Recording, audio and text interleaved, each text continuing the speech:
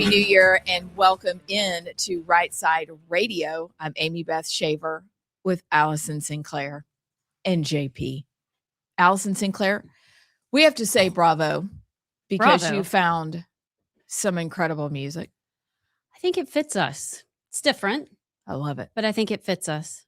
It is us in a little musical, like little rock and roll. Little of everything. A little dancey, a little gritty.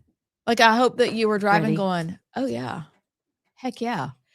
They probably were like, do I have the right show? Listen, it's 2026 and anything is possible. We're gonna bring our very best to you this year. We can't wait. We did last year, but we're redoubled in our efforts. You won't even believe the show that we have planned for you today. Allison, who do we have on?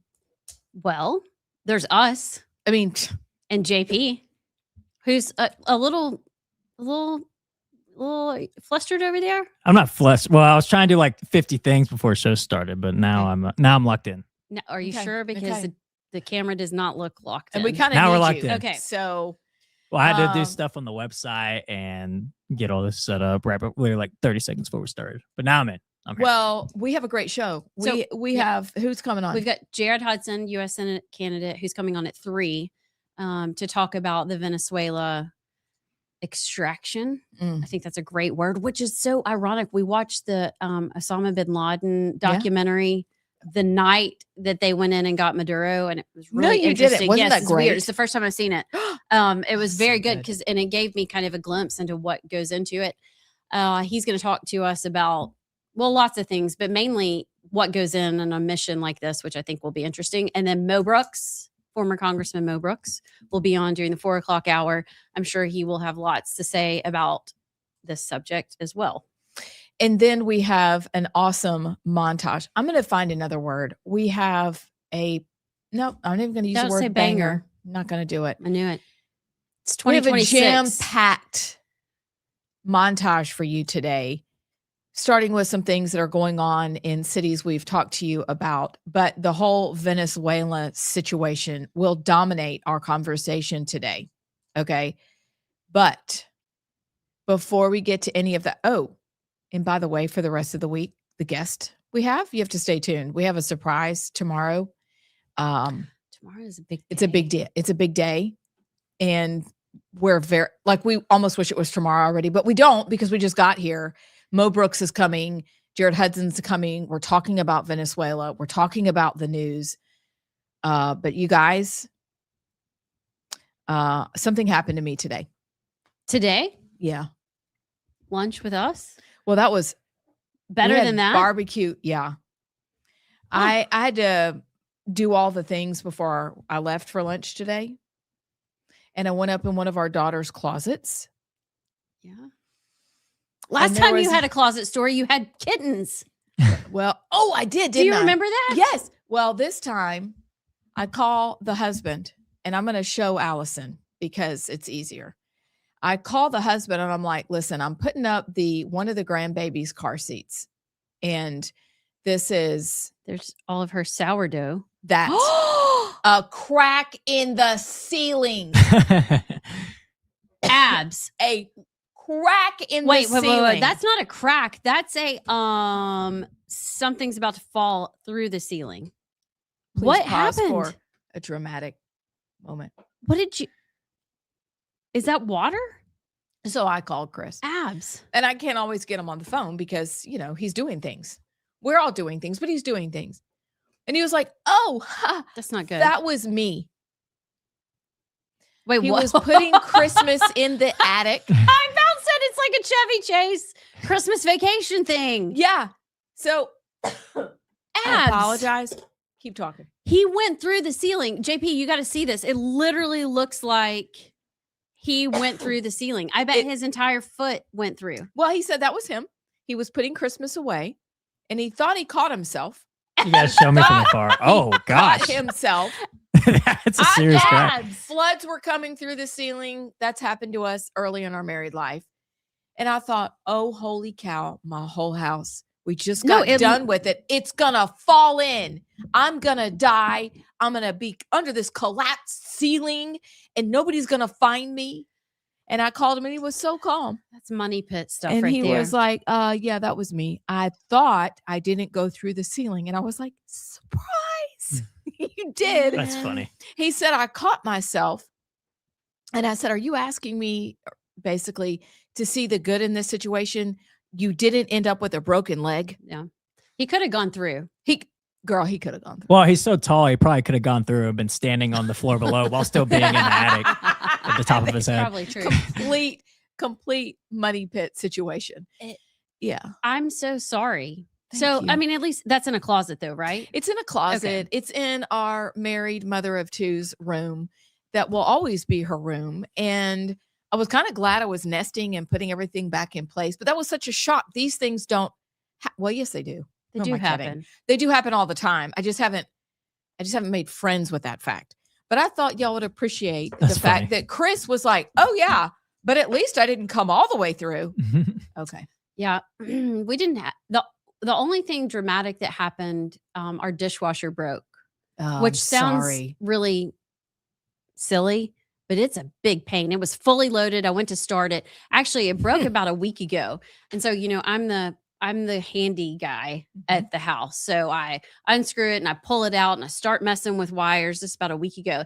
And I finally decided to kick the control panel. So I'm like, I can't do anything worse to it. So I kicked the control panel and it came back on. What? I was like, I'm a freaking genius. And Sometimes so, it needs that. yeah. So I just kicked it and I pushed it back in. I was like, I did it. And now it's broken again. So, but dishwasher is a pain, but at least I don't have a giant hole in my ceiling. Listen, that's just after, well, not just, but recently after I discovered a crack in the only bathroom in the house we didn't do anything to. Thankfully, it's Will's and it's small and there's a crack in the shower wall. Got to fix that too. Do you fix it? No, ma'am. You call people? This crack cannot be. This is this is the wall that I got two things I got to fix with cracks that I cannot do myself. Okay. You could patch that. You could do it. So I'm curious, in your house, are you the fixer or is Chris the fixer? And JP, in your house, is your dad the fixer or your mom the fixer? My dad. Chris is the fixer, but it depends because I'm the putter together. So, like that tables, table in there, chairs, that kind of thing. It really depends on the job. If it involves a drill, I can use a drill. I just don't like anybody to know. So I prefer that they use drills. But if something needs to be put together or assembled, I like to do that. But Chris can wire. I can do it if I have to, if he's there talking me through, but he's really good at all that. He's super handy. But I would be more kick the panel on the dishwasher. Oh, that's fixing. You fixed it. You fixed it, but no, it's so funny. It really depends on the job. That's a good question. Yeah. So are you always the fixer? Were you born the Always fixer when the your fixer. marriage No. happened? Yeah. Oh, well, yeah. I think it's just I like a good project. Maybe it's the engineer in me, but I like so I fixed disposals, I've hung fans, I've hung light fixtures, I have fixed toilets. I do all the tech stuff, like all the router, Wi-Fi stuff. That's just I actually kind of enjoy it. I like projects. But it's scary because my fixing is Google. Show me a video that tells me how to fix a disposal. Do you not wonder what we did before we had YouTube videos to teach us how to do stuff? Yeah, but that's not really what you want when it's like dealing with water and electricity. Things could go wrong real quickly. So far, nothing has. That's not wood. It's paper. It's made out of trees. You know what it is. But anyway, I That's hope you funny. get it fixed quickly. I'll And I'm show glad you. Chris isn't I hurt. need to see if I've got the picture of the other one, but I'll tell you off the air. I'm like, are you kidding me? So just when we thought we got everybody out of the house, I'm going to have some more projects going on. But that's okay. You know what? I feel you. And if you ever want me to come and help wash dishes, I will. Because when the dishwasher breaks, it almost grinds the house to a halt because you immediately go look for, or is it just me? Paper plates. Oh, yeah. Solo cups, takeout. Because you think, oh, wow, the women of old, no wonder they couldn't do anything else. They were hunting, they were cooking, and they were cleaning. Repeat. Yeah, it's last night we had Jared's parents over for dinner and we were all on paper plates, which isn't totally unusual, but usually if it's not a million of us, I like nope. No, we Paper were plates is the plastic. move. Are you a paper plate guy? Oh, for sure. Yeah, definitely. But then, do you not have guilt? No. See, when you I have do 4 not. kids, that's a lot of paper plates and a lot of. It is. And But- paper plates are never as great as they're cracked up to be. But towards the end, when everybody was at the end of high school, I did a lot of paper plates. Yeah. So anyway. So, did you break anything over the break? No, I did not. No. You played golf. I did play golf. Lake trip was a success, and then we played golf. I shot my best round of golf ever on golf clap. Friday. Yeah. Okay. Which was pretty impressive because it started raining about the last 4 holes, and I was like, Dad, we gotta finish. I'm on pace for the best ever. What's funny though is I normally, like, around hole 5 or 6, I've normally lost like at least a couple balls and not very good. I've been playing golf for about a year and a half on and off, but I got to like hole 7 and I hadn't lost a ball yet, and I was doing the best I've ever done. And we were driving to the next hole, and my dad in the cart, we were just driving, and he goes, "You do realize?" I just go, "Yep." Don't jinx it. He goes, "Okay." I kept going. I shot a 90, which is That's after really a good. year and a half is great. Bravo. The last hole, it was pouring down rain. My hand slipped on the driver on my tee because the grip was wet. So I hit it into the pond about 50 yards in front of the hole. I drop and I do another, and I slice the next one into the woods. My dad goes, if you just took double on this hole, what'd you get? And I go, "Oh, I'd get 90. He goes, "Oh, that's awesome. That's your best score ever." And I go, "But what if I didn't get a double? What if I was able to get better than a double?" He goes, "Considering the first ball went in the pond, then you dropped, and the next one went in the woods, I think a double is your best bet." I was like, fair enough. Well done. 90 it is. So You go Well with done. 90. we live with it. It's awesome. You also What? watched that terrible Alabama game. What Bama game? Bama Bama basketball. Auburn. You look just like Auburn. Bama basketball won Saturday. Roll Tide. Yeah. Roll Tide, yeah. That was I don't know what other game you're talking about. shameful. That's all. Yeah. That's all. It's shameful. You really don't want to talk about it? You're getting really defensive. You looked Dumpster away. fire. Okay, I'll say this. Indiana's a good team. They I'll are just really say good. that. They Indiana's the could best win it team. all. Yes. Miami looks I good would too. like to suggest just an observation that maybe we start games with a little more verve. Could we suggest that? And also, could we also practice a lot of defense? And also, could we practice throwing? That is my most girlish. So everything. Literally everything. Basically, let's go back to basics. And maybe should we consider not wearing hoodies as your outfit? Could we maybe dress up a little bit, like maybe do some Somebody's- collared shirts? DeBoer has looked like a slob from the beginning. I Y'all don't remember? enjoy that. Yeah. Like Mike Tomlin and my Steelers. Oh, Oh, what a that game was a last good night. Day game. long Yeah. because you own it. Also, your wife has a boutique. I know you know how to dress. Kaylin DeBoer, unless you come on our show, which we invite you to, I also suggest humbly maybe we do a little zhuzhing over the off season, which is going to be longer than anybody hoped. You know what's funny? It's Emily Hayes, who's on Dale Jackson's show. That was her bit. Her bit was every weekend she would rate DeBoer's outfit of the game. It's how it's a slob. How Could do you I even rate it? Could It's I the same. call it Emily's Law and rate next year? Could I do that? I mean, 'Cause he's just enjoy gonna that. he's gonna have the hoodie and sweats just like the Ugh. same this year. What do you want him in a golf polo and khakis like Saban, I want him to be in a golf polo and khakis like Saban. or maybe like Bear in a full suit with the houndstooth A hat? hat Bring wouldn't do back you the wrong. suit. Yeah, I'm with Have that. you noticed how okay, on the sidelines, especially for basketball, you notice certain teams, the coach, like 1 in 70 people, this is not very many teams, the coaches will still wear beautiful suits. Nate Oates. It's They Oh, look he killer. And I know does. where he gets his suits. I do and too. because it's where Chris gets That's where my his brother suits, gets his suits. because it's the only thing he fits in. And I am just Is telling Nate you, Oates tall. He's like 6'2". he just likes a well-tailored suit. It looks Like nice. He your looks husband. sharp. Like your husband. I'm just suggesting that the suit, bring it back. Bring back a dapper hat, but please enough with the you look 17 years old on the sideline of a monumental program. That's all. That's all. I'm done. I think Is that that's fair. okay? It's hard to run in a suit. Well, I don't wear suits, but I'm imagining it's hard to run up and down. What? I don't run in general. Actually, Abs, you see me run. She just snorted. One time, Scott Beeson and I had a race on the sidewalks downtown during one of the breaks. What? During the break? Oh, that's funny. Yeah, It didn't go well. it was not pretty. But anyway, I get the comfort part. But like when your t-shirt catches on your belly, you It's probably not need a gonna- different fit. And you're not pregnant. That's not a good look. Okay, we got to go to a break. I don't know what we're doing when we come back. Text? Does Yeah, we anybody got have- some text. Yeah. Okay, we'll read some welcome back texts. We'll see you on the other side.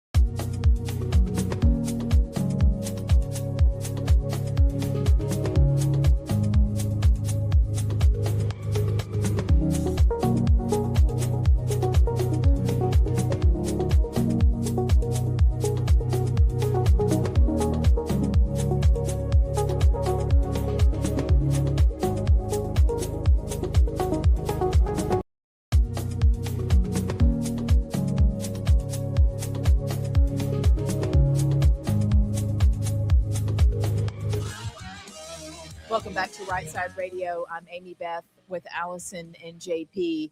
Coming up, not only do we have the montage, which contains the unbelievable news from the weekend, but we have Jared Hudson and Mo Brooks coming on to get their thoughts about Venezuela. And this will be, both of them will be great conversations. But before we do that, JP, do we have some text? We do. 833-687-4448 is the text line number. Ian from Hartselle says, Happy New Year. This is my first show back since Christmas. I'm assuming the appropriate resolutions have been put in place, i.e. the washing of beards and feet. That's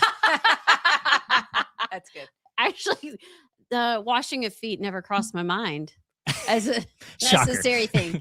Did you think about washing your beard? I mean, I don't specifically wash my beard. I just, I just let the yeah, the water goes down the beard. yeah. Yeah. Okay. I haven't gotten a foot fungus yet, so I'm not going to Yes. start washing now. Why? If it's not broke, Maybe someday it'll be needed. right? Pam from Madison says, my husband always says that paper plates are fine pine china. I like it. That was good. Jeff from Indiana says, it's been a long time since Indiana had a great football team, but now that we do, it's just unstoppable. And at least for this year. That's true. He's right. I mean, you might be. Your quarterback is weird. He's quirky. He is quirky, but I like him.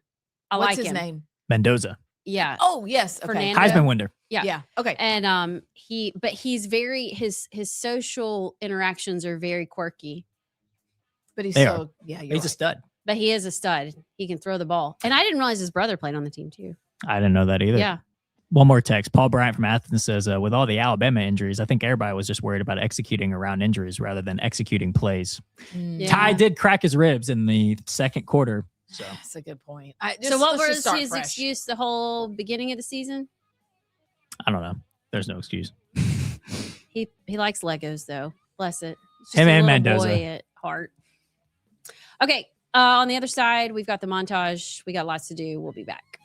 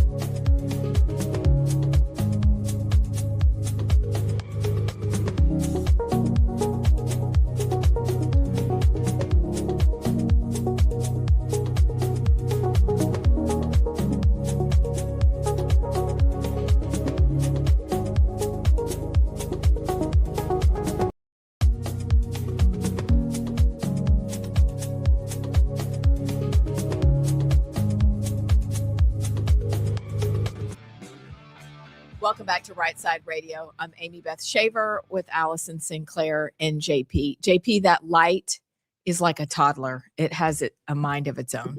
Well, I forgot to charge it fully, so it's my fault. But yeah. And it wants to just go, bloop, just like toddlers who like to sit down anywhere they please. JP. Yes, ma'am. We're all waiting for your miraculous montage. Are you ready? I'm ready. Are you ready? Yeah, I wish I remembered what was on it. Well, now you get to find out. I promise I'm really prepared. Here we go. Let's do this. Black News.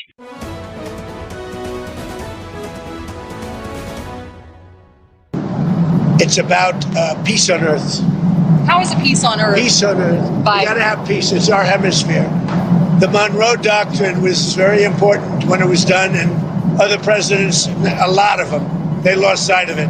I didn't lose sight, but it really is. It's peace on Earth. Thank you very much. We don't need Venezuela's oil. We have plenty of oil in the United States. What we're not going to allow is for the oil industry in Venezuela to be controlled by adversaries of the United States. You have to understand, why does China need their oil? Why does Russia need their oil? Why does Iran need their oil? They're not even in this continent. This is the Western Hemisphere. This is where we live. And we're not going to allow the Western Hemisphere to be a base of operation for adversaries, competitors, and rivals of the United States. Hi there. Are you an American or other first worlder with democracy privilege who's all of a sudden very, very concerned about the United States taking the oil of Venezuela? Well, let me tell you something. Fear not, because Iran and Cuba have been receiving free Venezuelan oil for decades in exchange of protecting the dictator that has been exiling, killing us, and disappearing us for 26 years. Be concerned about the imperial powers of Iran and Russia who are already in Venezuela. Thank you. And I think it's important to note that the protests that are taking place currently in Iran are not just about the dwindling economy, not just about the currency plummeting. It's very much a culmination of 46 years of the Iranian people having been brutalized by their regime, and they're saying enough is enough. I think the reality is that for centuries we've really treated property as an individualized good and not a collective good. And we are going to transitioning to treating it as a collective good and towards a model of shared equity will require that we think about it differently. And it will mean that families, especially white families, but some POC families who are homeowners as well, are going to have a different relationship to property than the one that we currently have. I would like to punch her in the face. Yes, ma'am. By the way, that was now Mayor Mamdani's housing official that was saying that. Why white? Okay, sorry. We were going to talk Venezuela, but that's going to be a great discussion when we have it. Because the question I also have, you guys, is what does that look like? What does that look like transitioning over from home ownership to collective ownership? Do we have 100 million people that can share with us who are now dead what that looks like in a communist regime? Okay. Yeah. But let's get to the other communist regime that we can talk about, Venezuela. What did each of y'all think when you heard the news that this had happened? I guess I had to go back and do a lot of research because at the beginning, a lot of it doesn't. In general, my thoughts of going in and taking over a country, I think Iraq, I think Afghanistan, I think failure. This is not good for the U.S. to go regime change, nation building. And that was my initial kind of like, ugh.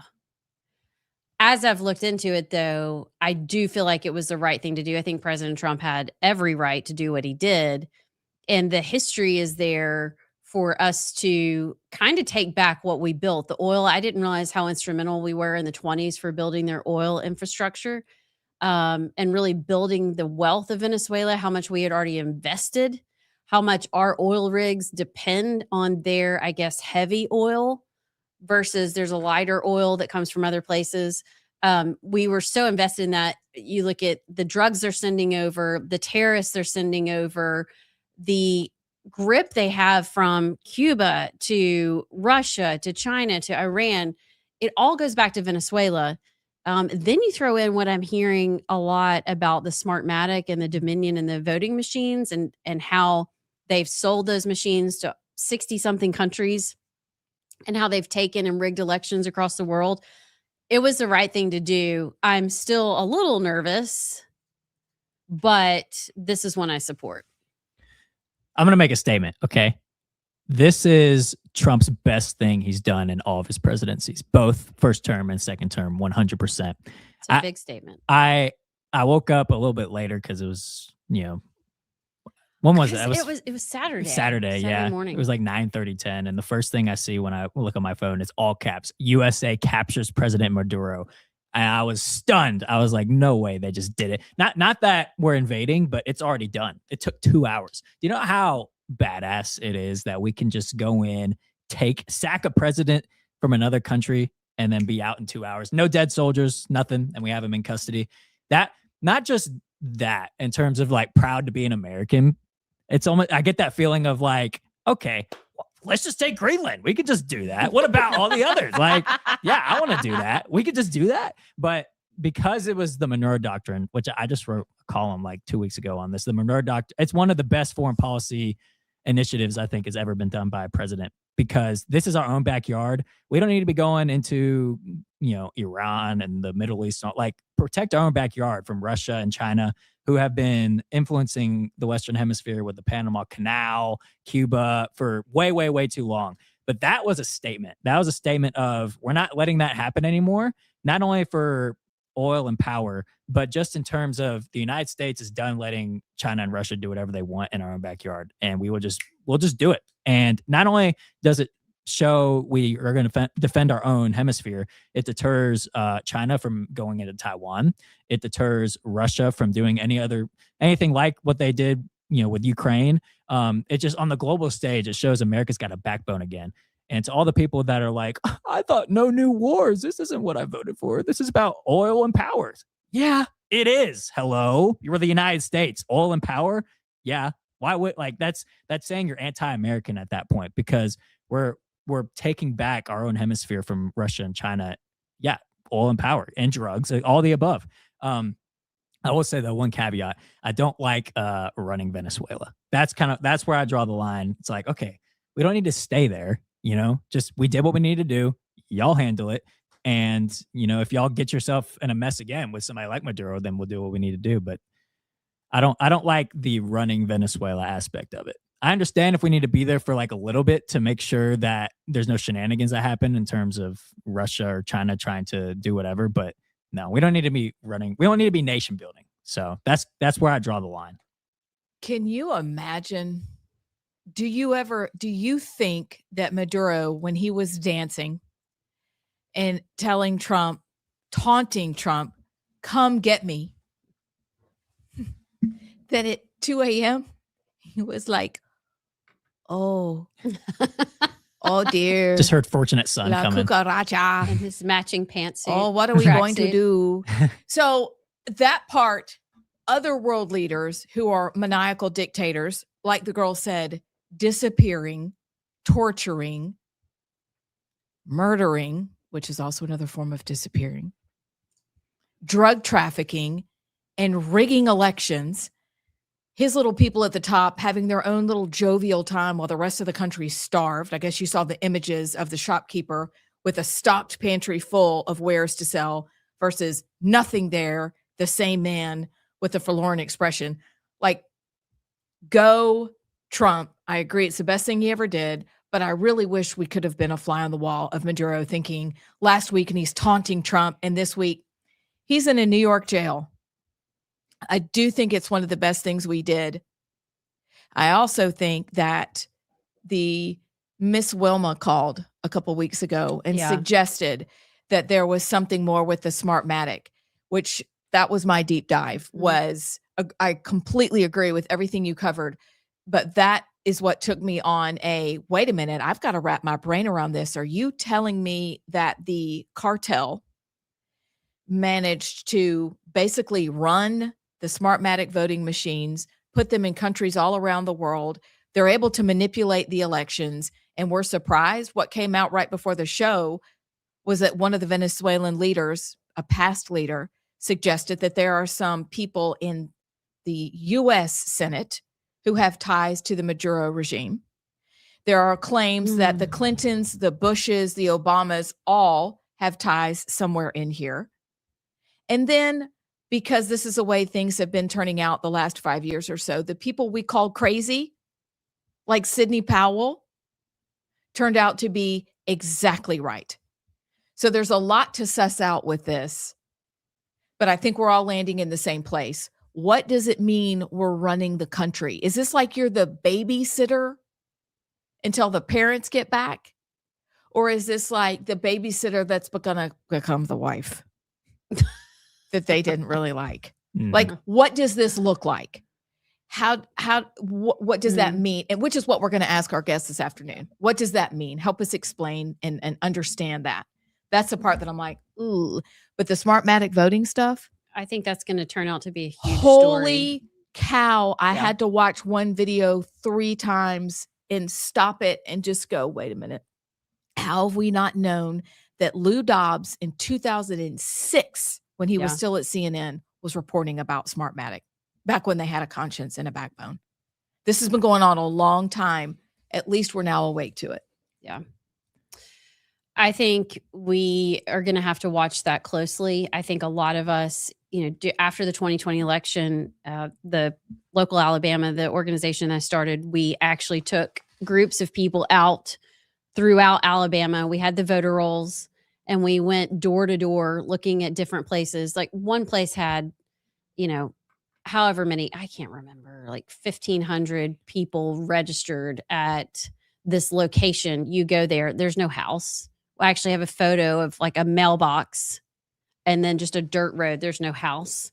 Several people were registered there. I mean, this is happening across the country, and it's so easy to manipulate our voter rolls. It's why Secretary of State is such an important role, which, by the way, there's a story there for today. Did y'all see Andrew Sorrell dropped out? I did. So anyway, Secretary of State really matters. And that is how they have taken over. I say they, I'm not even sure who they are, but the left, the Democrats, the globalists have taken over America. It's why we are where we are. It all goes back to voting. It all goes back to the voting machine. It all goes back to voter rolls and elections, and they matter. But regarding the, do we have to take a break? Wait, we can stretch this one. Okay. I think it's worth it. Regarding we shouldn't be running the country, I was trying to think, okay, so the one Machado, what's her name? Angela Machado. She was elected president, rightfully. She's in hiding. She's not actually in office now. The vice president, who is just basically the Maduro regime, is now president. How is this? Like, how do we ensure? I'm sure Trump threatened them. Like, hey, if you mess around, what is it? He already FAFO? Yeah, he already said it publicly. He goes, if a second strike's needed, we'll do it. Yeah. Yeah, I heard him say that. But why can they not recognize her? Well, because I guess they have to technically do another election, wouldn't they? I mean, because even though he rightfully won it, like I feel like they would just have to do an election again, and maybe she'll win this time. Didn't Maduro Jr., his vice president, also proclaim loyalty to him? Actually, I think the vice president is a female too. Yeah, it is. Yeah. Okay, so but didn't she proclaim her loyalty to Maduro? Yes. Yeah. I mean, couldn't we just call her MJ for all intents and purposes? Yeah. So I guess the fear of running to your safe room and not being able to close the doors enough to keep her in line. I don't buy it though. Do you not think they have like a kill switch? Hey, if this happens, if Maduro disappears, all of these things happen. Because you watch Cuba. Cuba's about to collapse. Cuba's totally dependent on Venezuela for their money. He's calling out Colombia and Mexico. And Iran. They posted something in Arabic about Iran. I mean, this is the ripple effect positively is mind-blowing. Yeah. Cuba basically said, come at me, bro. Okay. And So he's like, dumb. We will have Cuba I'll see you before, at 6 tomorrow. before the end of the day. So dumb. I feel so like cocky now as an American. It's like, dude, you exist because we let you. Okay, we could have your nation in an hour. It's so like, I'm not saying we should, But no don't time, get but- cocky because we have too many. Like we watched the Bin Laden thing, a helicopter crash. Luckily, everybody got out of that. Mike Durant, Mogadishu, which ironically, we need to talk about Panama. I wasn't paying Yes. attention. Yeah. I was young. Yeah. But did. you know, Mike Durant went into Panama and was on that mission as well. Things happen. Maybe this is like a Panama, and I think it's going to be momentary discomfort and collapse, but I think we'll all be okay and better for it. I just got one more quick thing before we go to Yeah. break. It's that this makes you so annoyed with the Iraq and Middle East wars Absolutely. because it was so unnecessary. Can you imagine if we just went in and took out Saddam within like a couple of hours? I think that shows you that there was ulterior motives. That's why this one's so different. It's because of its geopolitical influence in terms of the Western Hemisphere, but also like we're in and out. We're done. Job's done. We're not continuing out. It's not a regime change 20-year war. So I think that's what makes it the difference. But it looks back, it's like it just shows how unnecessary the earlier wars were. Exposure makes all the roaches hide. Mhm. And we got to go get them too. But if there's regime change, I mean, if we're going to do it, shouldn't we do it in the Western Hemisphere? Who are we Yeah. to think we can go into some Muslim nation, you know, whose values like that was really not smart. It doesn't add anything for us. It's like that's not our like it just bankrupted us and killed a bunch of Americans. Yeah. And so All right, we got to go to a break. I would love to know. I don't know if we have any texts. I would love to know our listeners' thoughts on this subject. And we also have lots of other news to cover. And then Jared Hudson will be with us at the top of the 3 o'clock hour. So don't go anywhere. We'll be right back.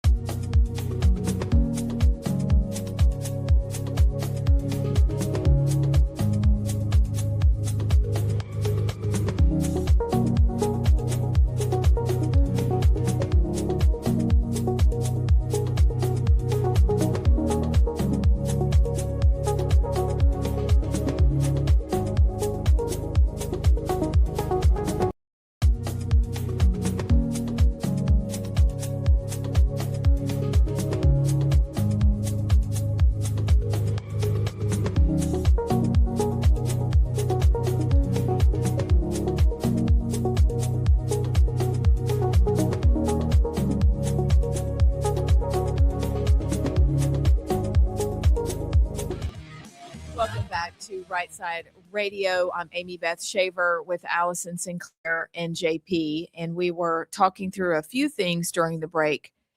You want a little news or you want a little text?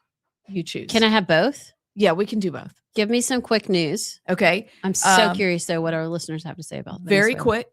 JD Vance's home was shot into in Cincinnati. I haven't had follow-up on that. I'll check into it. We already talked about Sidney Powell, but she's the one who said that Venezuela leaders said there are ties to U.S. senators and the Maduro regime. Like current senators? We'll learn. Well, learn most of more them about been there that. forever, so probably yes. They probably yes. And then JP, you mentioned someone's dropping out of a particular race. Tim Walz. Tim Walz has resigned his, or I guess, dropped out of the 2026 governor's race in Minnesota. And in his speech, it was like, Trump's bad. Trump's coming after us. And these YouTube journalists, they're trying to divide Minnesota. It's not going to happen, but I'm going to drop out. So it was like a defensive point the finger while also saying, okay, I'm kind of screwed, so I'm going to step aside. I think his reasoning was he couldn't properly defend Minnesota while also running for re-election or something like that. In other words, you got caught, you're screwed. Yeah. So who told him to drop out? Because that's what I said. My thought was the only way he would resign or not run was if the Democrats were like, we got to give him something.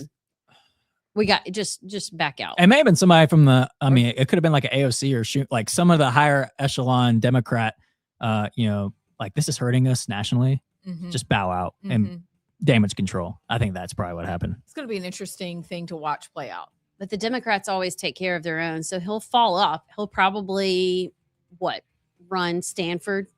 I don't know. They'll give him some cushy Start a job. national daycare. Bless Yeah. it all.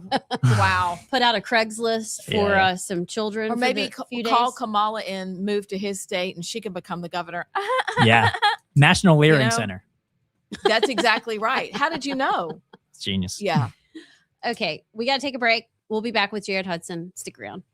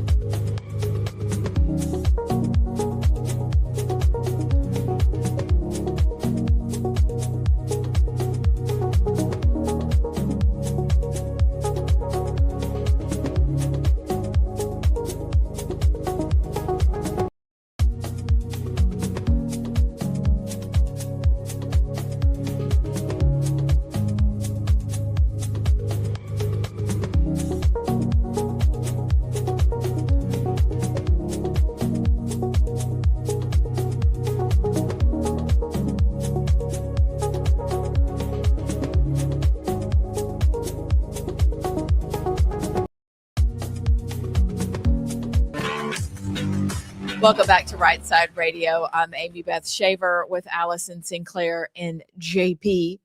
We are having our first Monday back after the new year and very excited to do so, especially because fascinating news broke over the weekend. And I'm sure everybody in your circle is talking about what the heck happened in Venezuela. Luckily, we're joined by Jared Hudson, U.S. Senate candidate and owner of Covenant Rescue, who knows what it is like to run, train, prepare for missions. And we want to pick his brain a little bit and talk about this. Jared, how are you today? I'm doing great. How are y'all doing? We're good. Thank you so much for joining us. Was that a dog in the background? Did you hear it?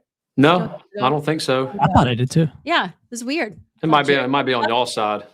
It could be some days. You know, it's Daryl the goose. All right. So, Jared, what we want to know is, what was your initial reaction to the news that had broken about Venezuela? All right. So, I mean, just easy, quick, first thing, Donald Trump sent the most elite fighting force in the world to black bag a commie narco terrorist in the middle of the night, snatched him out of his bed like a bunch of pipe hitters, put him on a plane and flew him back to New York so he could stand trial for everything that he did to Americans. What's better than that? It's unbelievable. This is something that it makes my heart fill with joy. And my buddies that were texting me with from Delta and from HRT and some of the guys that were part of the operations, when they were texting, like, I will say it's a little bit of professional jealousy, because that's the op that everybody wants to go on. Like, you desire to be a part of that. And you got the left, you got Democrats screaming, imperialism to the top of their lungs. So these are the people, by the way, who are sitting to the side dreaming about making sure your tax dollars go to funding some transgender musical in Caracas. Meanwhile, we've got a president who sends the real dudes to black bag a bad guy and bring him to justice. There's nothing more American than that. So that's kind of my first take on it. And that's exactly what we need to be doing. And that's exactly what we need to support the administration as they continue to do things like this. Black bag. I've never heard that ever. I'm gonna have to use it. That's what you do when you snatch bad guys. You throw a black bag over your head, you hook them up, you kidnap them. We call it to kidnap a predator because to catch a predator is too soft. That's the Hansen stuff. We don't do that.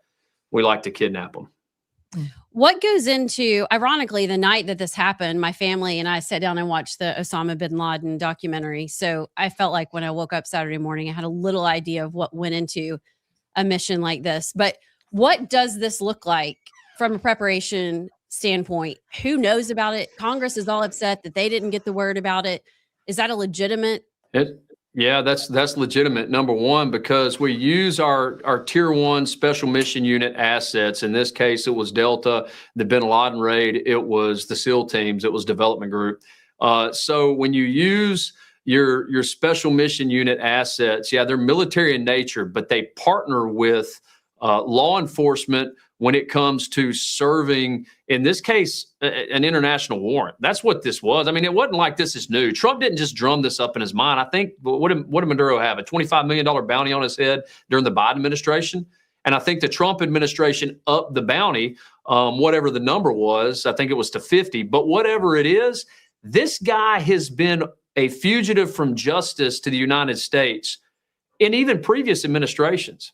So we use special mission unit with law enforcement counterparts attached to them. In this case, it was FBI with the HRT, group, which are primarily former SEALs, Rangers, Delta, like-minded type guys. I've got quite a few buddies over there that go in, and they are part of the law enforcement special mission unit for this nation. And then also the DEA counterparts. We worked a lot with those guys overseas when we were in Afghanistan burning poppy fields. So it's not something that's uncommon or unusual.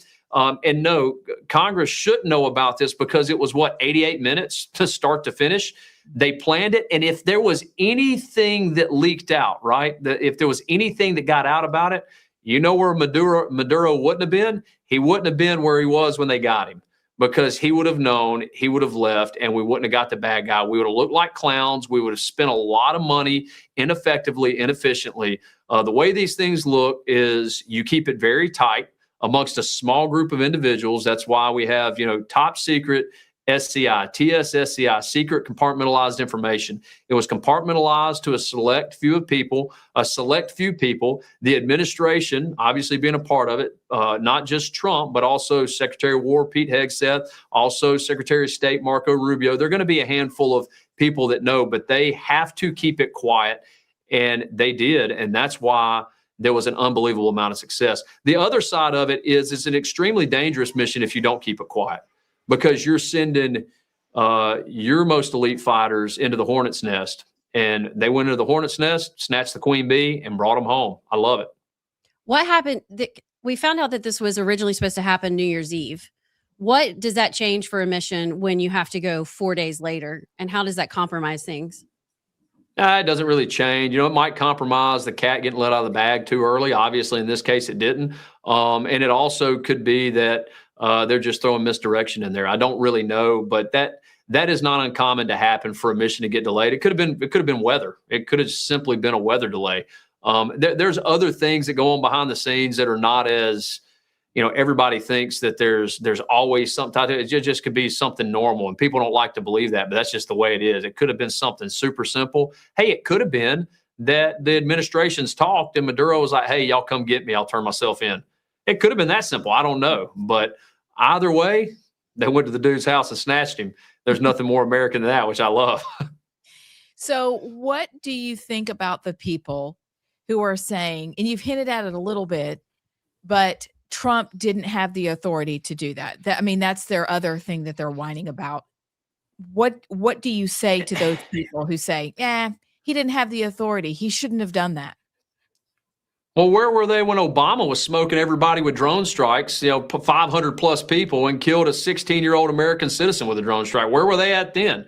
We didn't hear him talking about anything. I think it's just because Trump did it. The fact of the matter is, not only did Trump have the authority to do it, it is his job as the executive branch of the United States of America, the representative of we the people, to protect American people. And everybody's crying about the drug boats they've been smoking. They've been coming out of Venezuela. Well, guess what? All right, y'all don't want us to smoke any more drug boats. We'll go cut the head off the snake. Now they're crying about him cutting the head off the snake.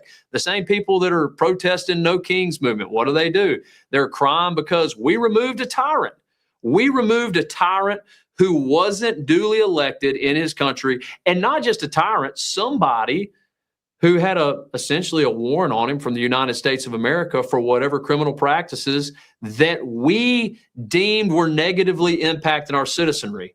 It is Trump's job to protect life, liberty, and pursuit of happiness. There's nothing more constitutional than that. And that's exactly what Donald Trump was doing for the American people when he takes out Maduro. But not just the American people, also the people in Venezuela who want that as well.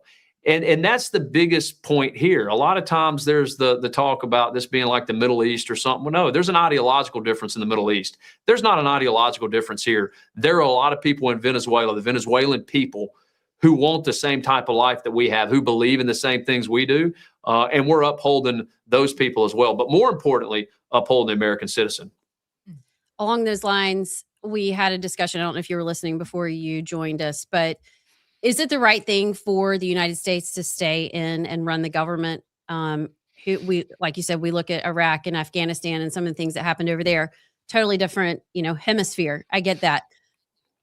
Should we be there long term, or what are you thinking about the U.S. staying in Venezuela to run the country?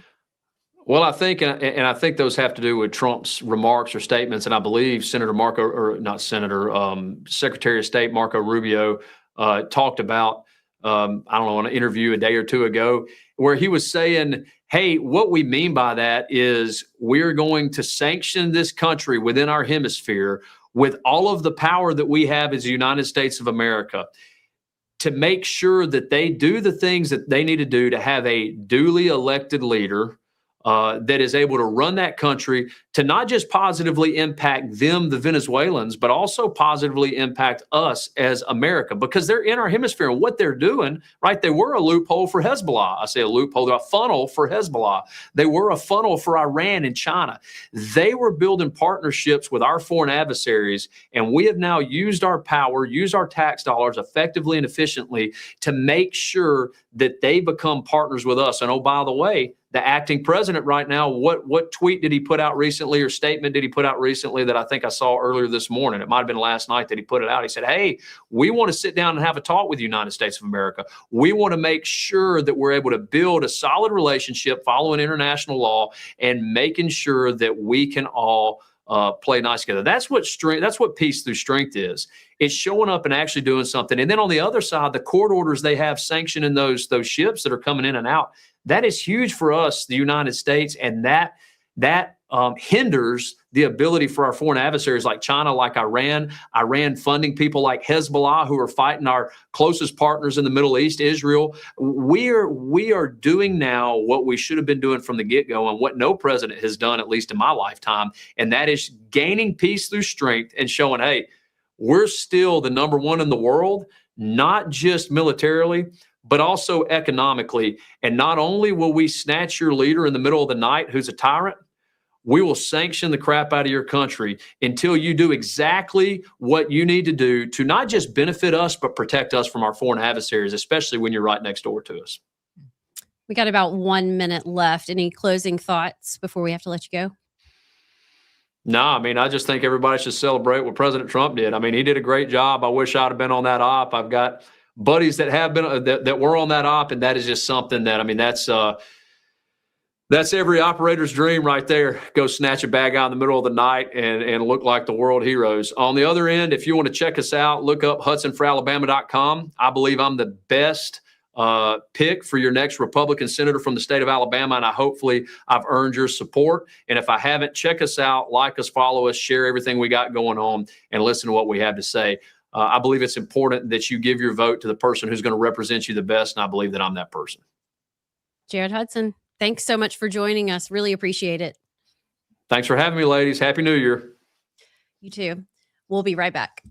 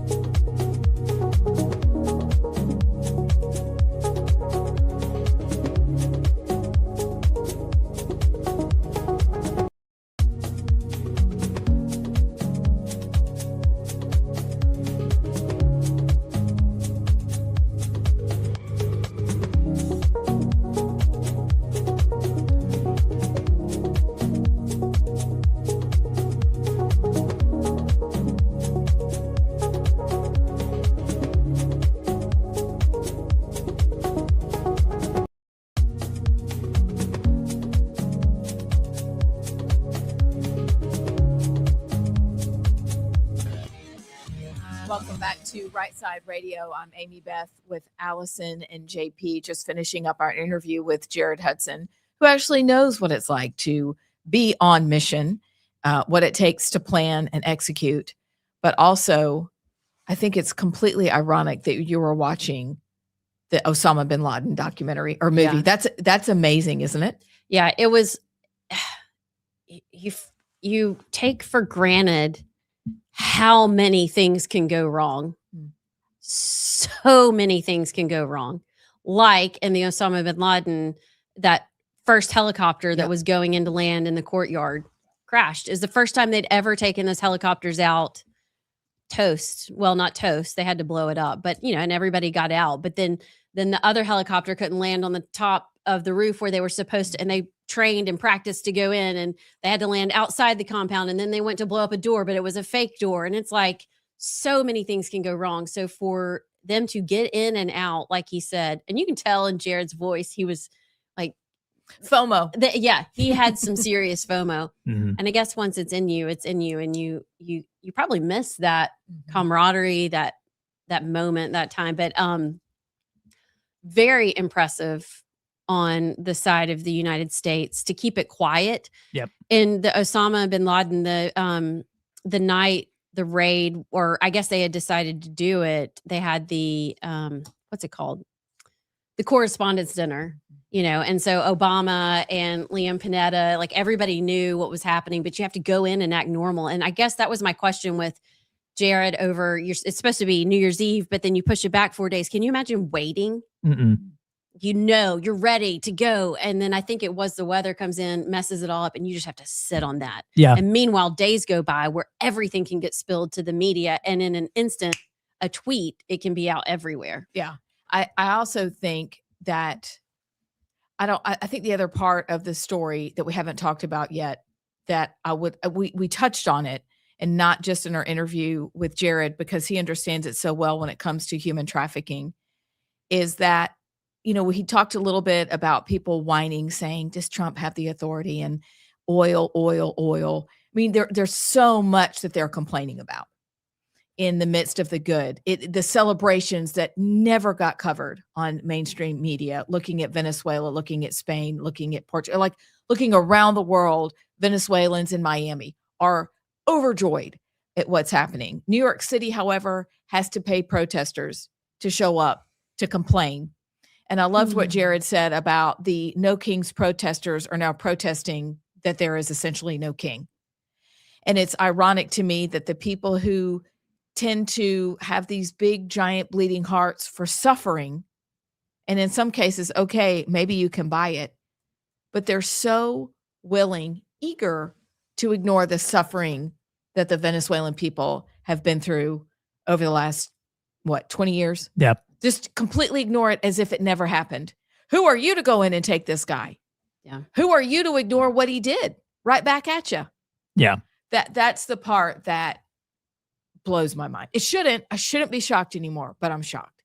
Well, to that effect of what you were talking about, Allison, of what can go wrong, the whole aspect of this too, about the CIA was able to flip somebody within Maduro's circle is amazing to me, because you think about if that goes wrong, you're dead. Like if you're that CIA agent or whoever that is trying to flip somebody within Maduro's circle. I mean, obviously I'm not naive enough to think that there weren't people around Maduro that didn't like him, but imagine that gamble. Like if you get, if that's unsuccessful or you get caught, like that was one of the ones that was most fascinating to me about the whole operation, was that they were able to track Maduro for months and his patterns and such because somebody within his circle flipped on him. It's like, wow, I can't imagine being in that position, having to try to flip somebody in Maduro's circle.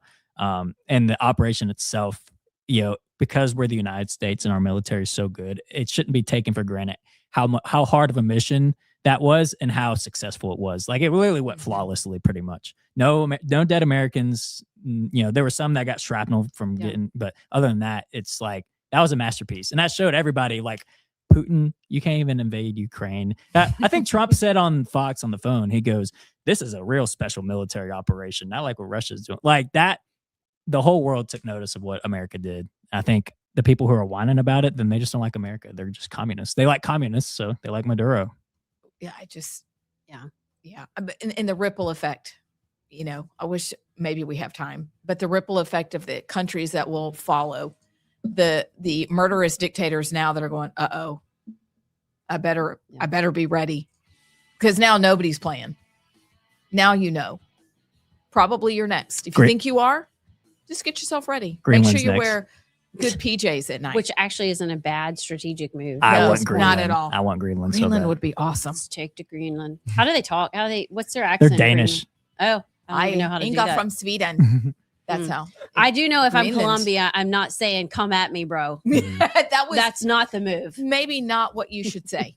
Like you're 5, because you're not. We got to take a break. We'll be right back.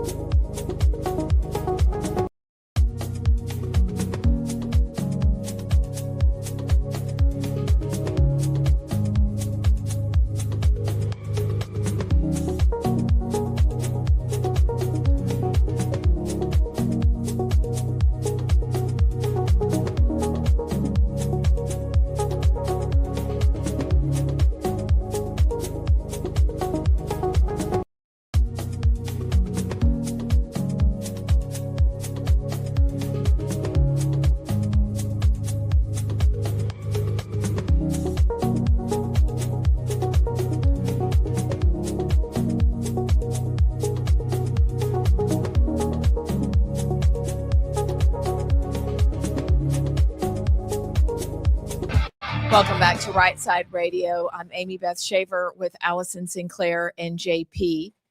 So probably you've been paying attention to what's going on in Iran and the basically organic regime change that's happening there. You've seen young women throwing off their hijabs. Some of them were burning them over the weekend. The Islamic Republic has taken up refuge in hospitals. That way to go, Islamic regime of Iran.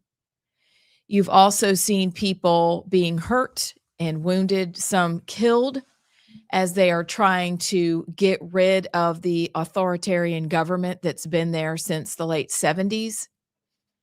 And so we do need to consider our Iranian brothers and sisters in prayer, because this is a big deal. This is real, what's happening. Nobody's gone in to rescue them. Nobody's done anything. But the people have had enough of the Islamic regime, and they're fighting back. Have you guys seen any news clips of this, or have you seen images of what Iran looked like before the Shah came to power, or before Khomeini came to power? Yeah, it was like paradise. I mean, big name people went in concert, and they were there. Like, Iran was the place to be. Women were allowed to wear what they wanted to wear. They were beautiful. They are beautiful. I think Iranian women are some of the prettiest women in the world. You kind of look Iranian. Who? Well, that's a compliment, but also you do. You're multi. I bet you never heard that one cultural. before. I have not. You can blend in anywhere. Hey, It's a superpower you have. if that gets me free chocolate chip cookies, I'm great. I don't know if they do chocolate chip cookies. I don't in think they Iran. probably do. They probably do a lot of, like, I don't know what they do. But have you been paying attention to what's going on? I'm very, very interested, because now Trump has been taunting them a little bit, but I think Marco Rubio posted something about that in Arabic today, because what we know is that Iran is paying very close attention to what was happening in Venezuela.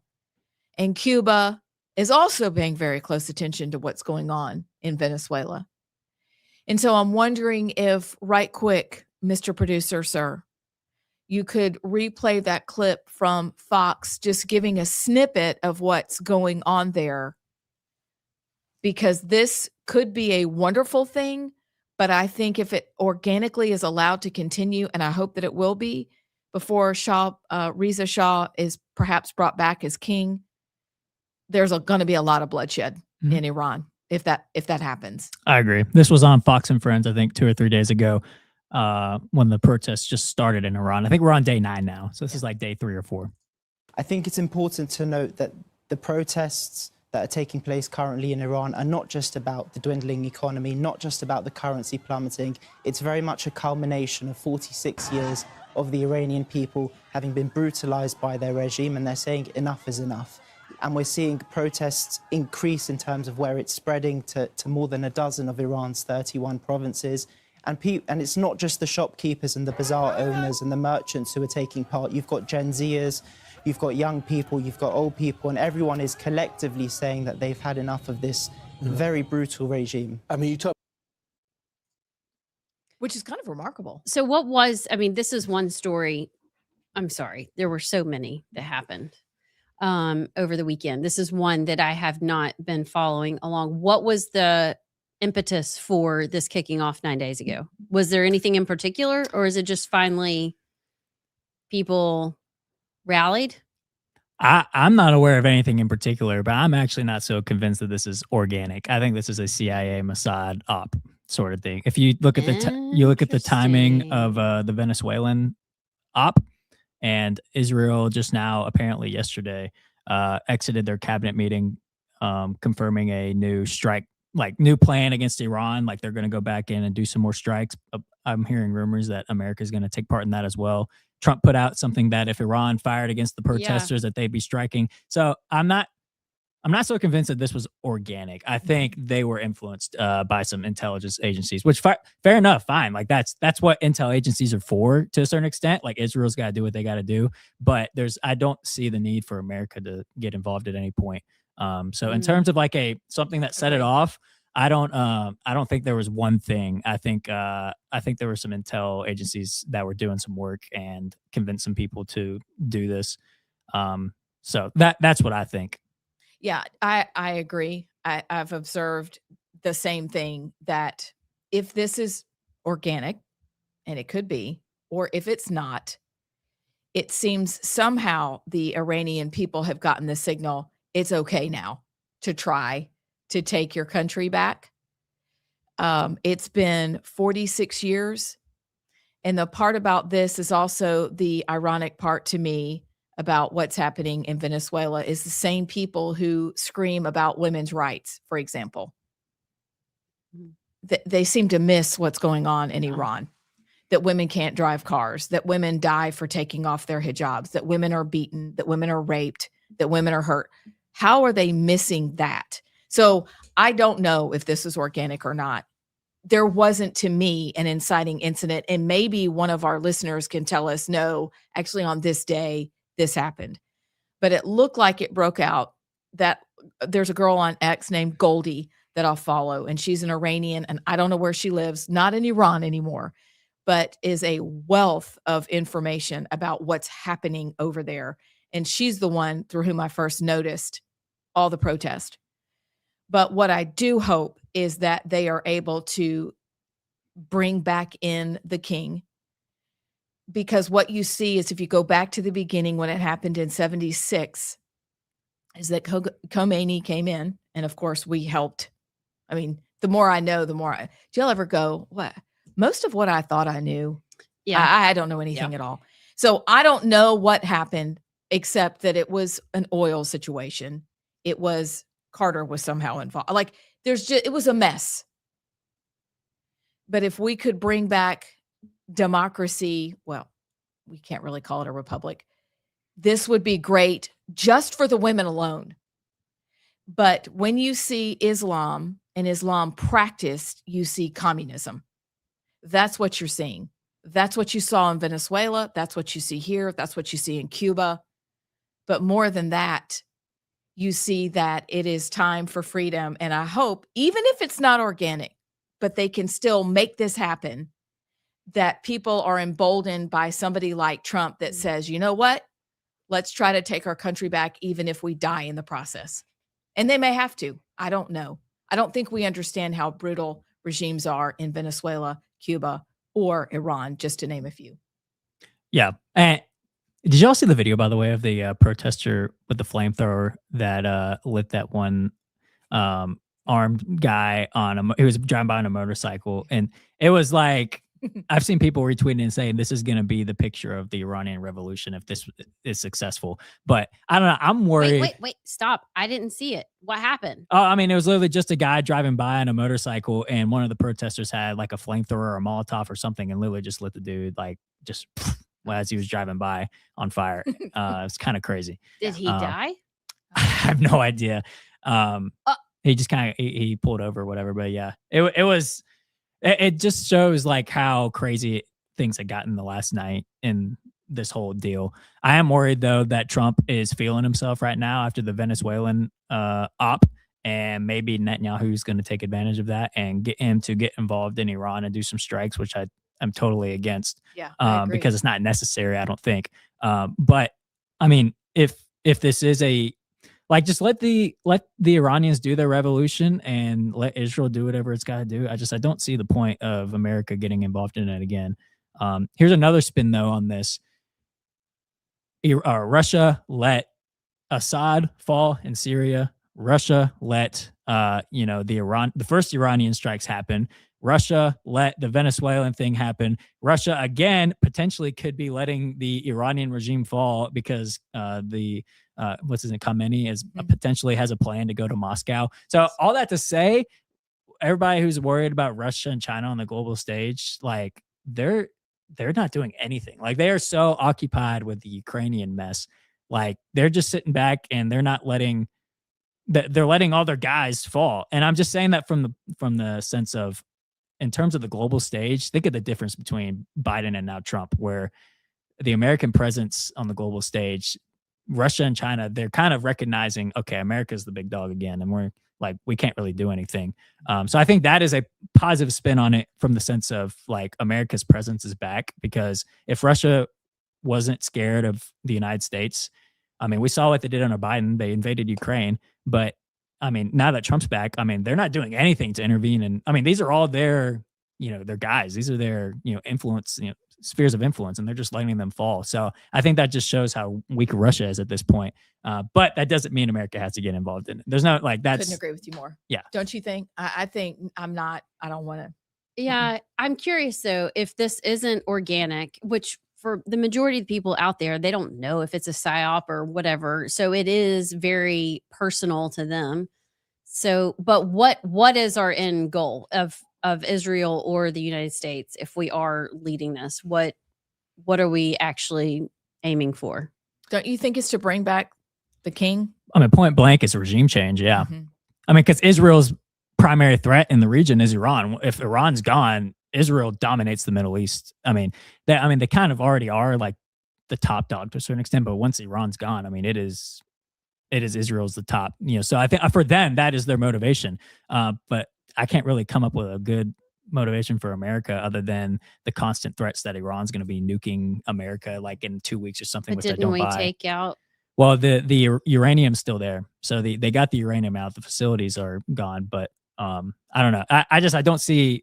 I mean, the short answer is regime change. Just get rid of the Ayatollah and bring back something. I don't know what will fill that vacuum, but something that resembles freedom. Clearly, the people have been waiting for it. I don't know how it's going to go. I don't think any of us know, but I genuinely hope we stay out of it and they can get their country back. Truly, that would be the best. But I mean, then that's very idealistic. And we're talking about Iran, who's lived under this regime for 46 years. Lots happening. There's a lot happening. It's kind of crazy. 2026 off to a crazy start. Yeah, I'm exhausted already. So speaking of exhausted, we've got former Congressman Mo Brooks coming up in the 4:00 hour. We've got, hey, you're going to own nothing and be happy. That's happening in New York City. I've got some Congressman Mike Rogers news that's just breaking. We've got a lot to do, and we will do it on the other side. We'll be right back.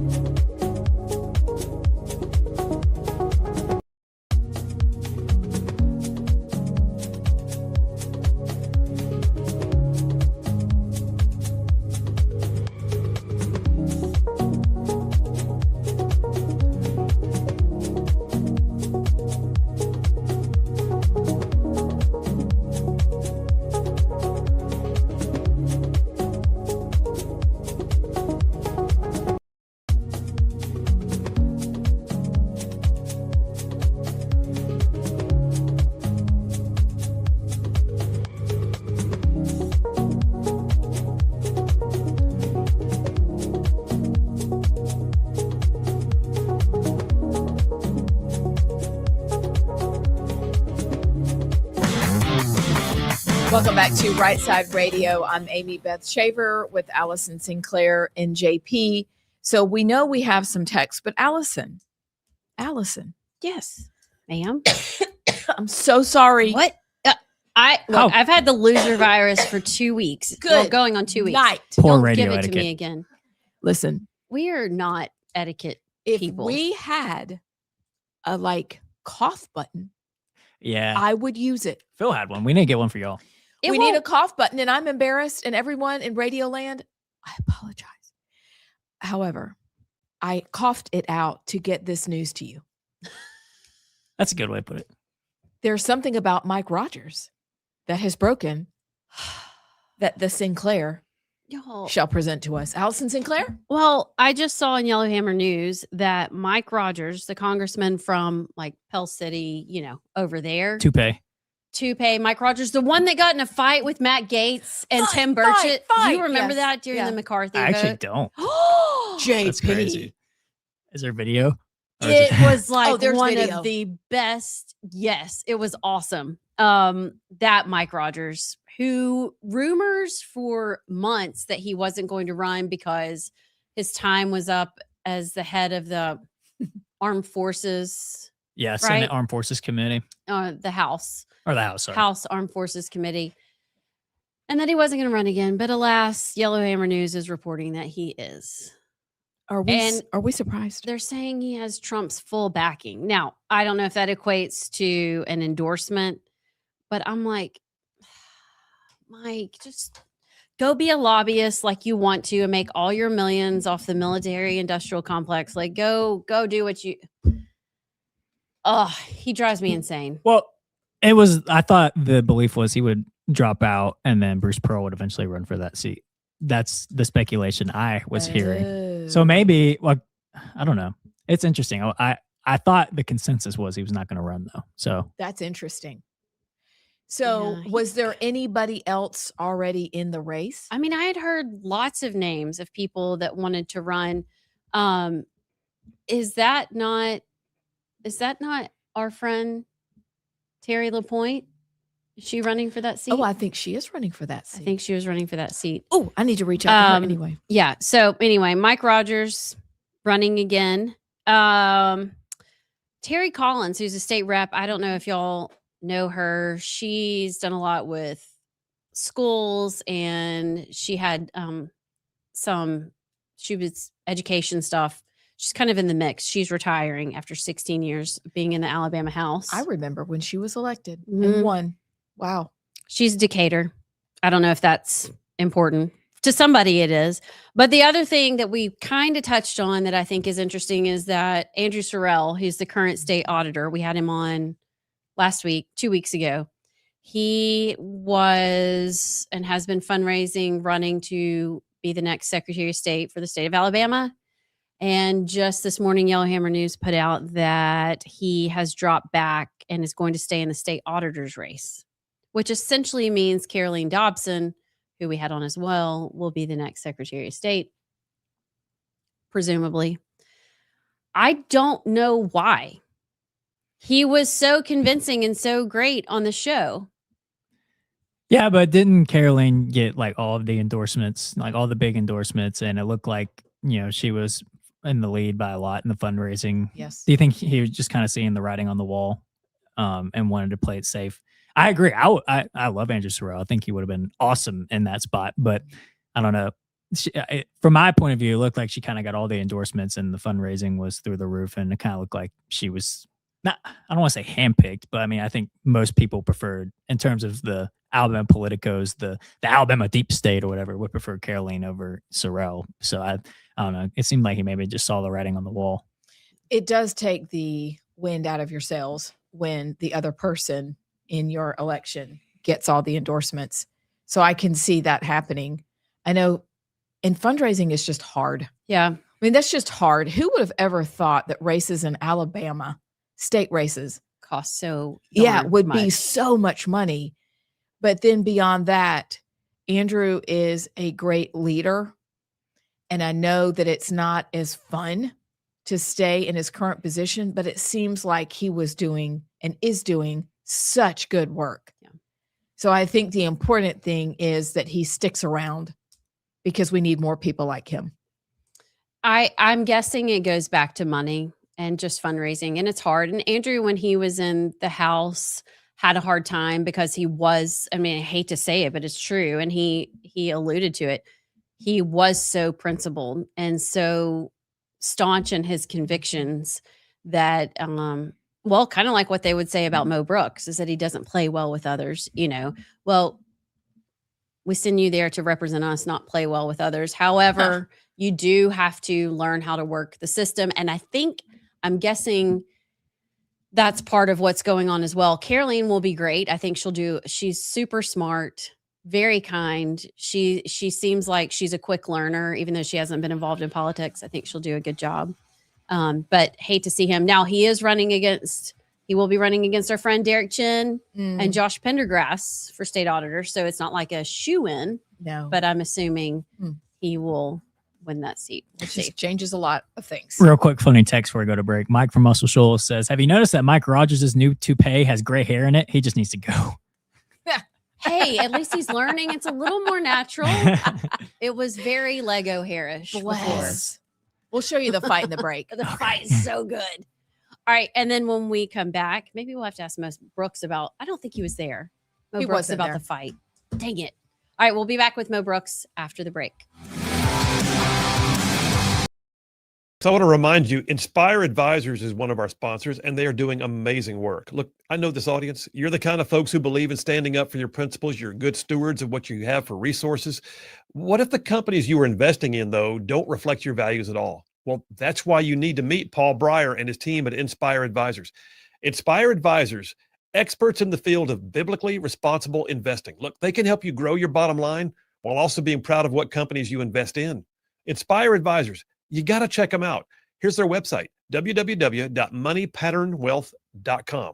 That's Inspire Advisors, www.moneypatternwealth.com, and tell them you heard about it on Rightside Radio.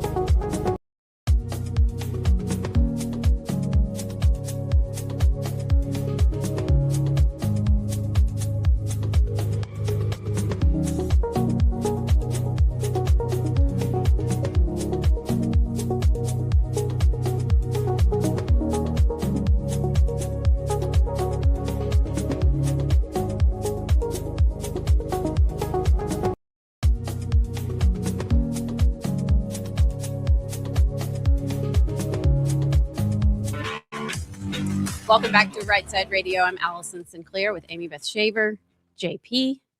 And actually, we are joined on the phone by Congressman Mo Brooks. Congressman, how are you? Doing great. Had a wonderful day. Spent about 6 hours with a chainsaw and a sledgehammer and a log splitter, and I've got lots of firewood now. Okay. Wow. Every time I talk to you or text or you're doing something, you're on a ladder, you're fixing a window. Like, do you just like projects around your house? Well, I'm not sure if I like them, but they have to They're be done. always there. Yeah. Well, Amy Beth, we And were I'm talking. too tight. I'm too tight to pay someone else to do it. Well, Amy Beth might want to hire you. She has Yeah. a giant crack in her ceiling where her husband almost fell through the attic. So, I mean, Yeah. you could have Do you travel? side job. I do travel, but I don't like sheetrock. Okay. Abs, All maybe right. that's your cue just to hire someone. I think I will. I think I'll have to. But thanks for asking, Allison. Congressman, I'm curious, and we've been talking today about what's going on in Venezuela. Your initial thoughts about what happened, waking up to the news. Did you know it was going to happen? What's going on? What are you thinking about this? Well, just like Congress, I had no advance warning of the strike on Venezuela Saturday night. Now, in fairness to the president, although he probably could have done some notifications and whatnot pursuant to the War Powers Act or sought an authorization for the use of military force in another nation, if he'd done any of those things, then odds are the mission would have been unsuccessful, because Maduro would have taken steps to make it more difficult for the United States to determine where he is and to take him without loss of life, at least on America's side. I don't know about Venezuela's side. So I'm happy that the United States did what they did. My position is fairly simple.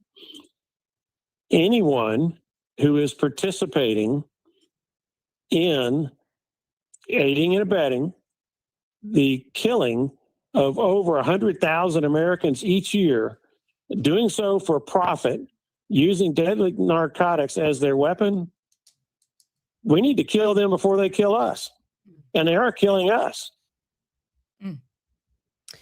So I wanted to ask you about the Monroe Doctrine, but could we pause right there and talk about the drug crisis? Because that's the other thing that seems to be missed with the liberals whining and complaining about what Trump did or didn't do. You said 100,000 people have been killed? Yeah, it's actually over the last 4 or 5 years has averaged in excess of 100,000 each year dying of overdoses. And that does not include the people who are killed as you have these drug dealer turf wars. It does not include the innocent citizens who are killed when users commit robberies or burglaries in order to come up with the money to pay for their habit. So this is a big deal. We lose each year due to these foreign sources of narcotics. We lose each year roughly twice as many people who were killed in the entire Vietnam War. So for the left to act like this is not a fight that we're in is wrong. We are in the fight and we are losing it because we're not fighting hard enough in return in order to stop the narcotics from coming into our country. So why do you think that the left won't go after this problem hard enough? I mean, we have ideas, but what are your reasons for thinking we're not going after this hard enough? They don't seem to care. We're not hearing about this in any of their protests, but it seems to be that it's the human capital that's the real cost. Yeah. Across the board, the left seems to care more about the acquisition of political power than the quality of lives of American citizens. It might be on the narcotic public policy issue. It might be on the border security public policy issue. It might be on the individual liberty and freedom public policy issue. But the left doesn't seem to care about us individuals as much as they pretend to be. And I say pretend, they only pretend to care about us when they think they can acquire more votes, which in turn translates into more political power. And I hate to be so condemnatory of Democrats and socialists, but look at the policies that they have enacted and look at the damage that's been done to the lives of American citizens. There's some talk that some of this goes back to Venezuela's meddling in elections across the globe, even here in America. Do you think that some of this is going to come out, that this has to do with Dominion voting machines, the 2020 election, Smartmatic, et cetera?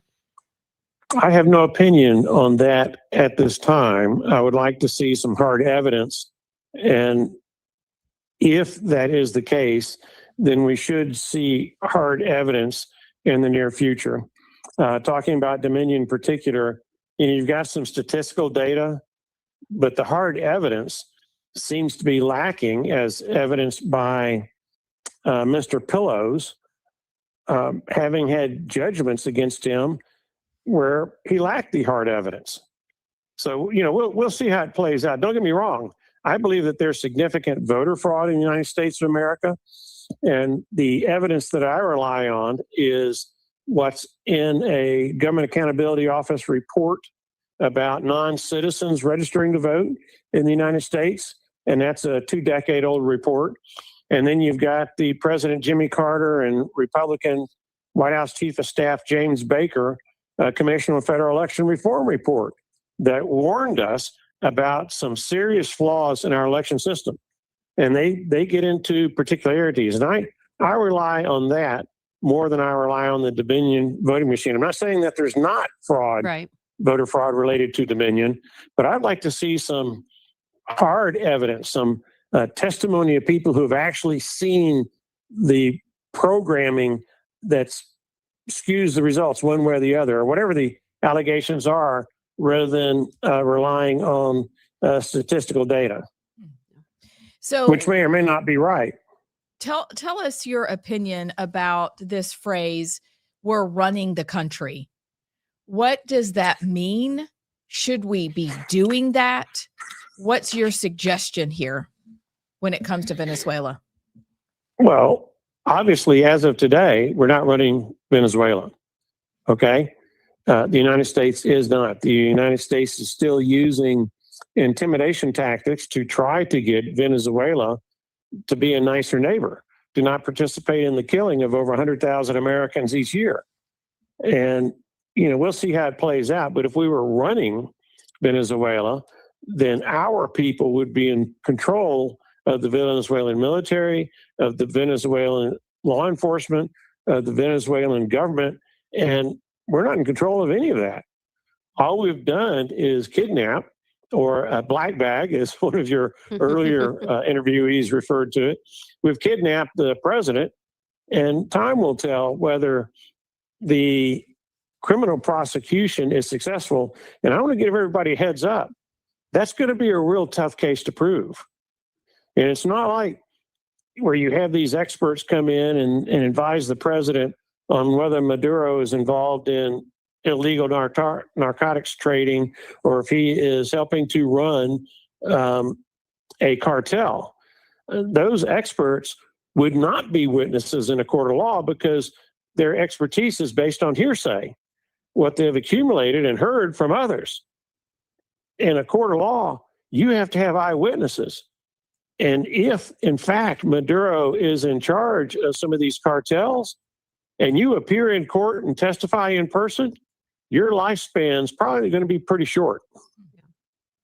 So we have probably about 2 minutes. I'm curious what you think the ripple effect, we've talked about that today, kind of the dominoes, looking at Cuba, Iran, kind of what happens from here, do you think, because of what we just executed in Venezuela?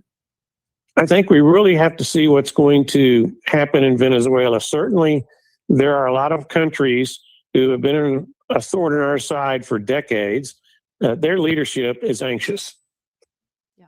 But are we going to actually run Venezuela as President Trump has said we're going to do? Because to do that requires boots on the ground. And boots on the ground, well, you saw what happened in Vietnam where we lost roughly 50,000 American lives.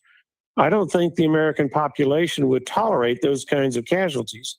Then again, if you wage a war like it's supposed to be waged, where you commit to doing whatever is necessary to win, then the casualties would go way down. In Vietnam, if you studied history, now I lived through it, but for those who are younger like y'all, if you study it, you recognize that our military leaders were told to go fight, but they weren't being allowed to do the things that were necessary to win, which in turn meant a much longer war and a much higher American casualty rate.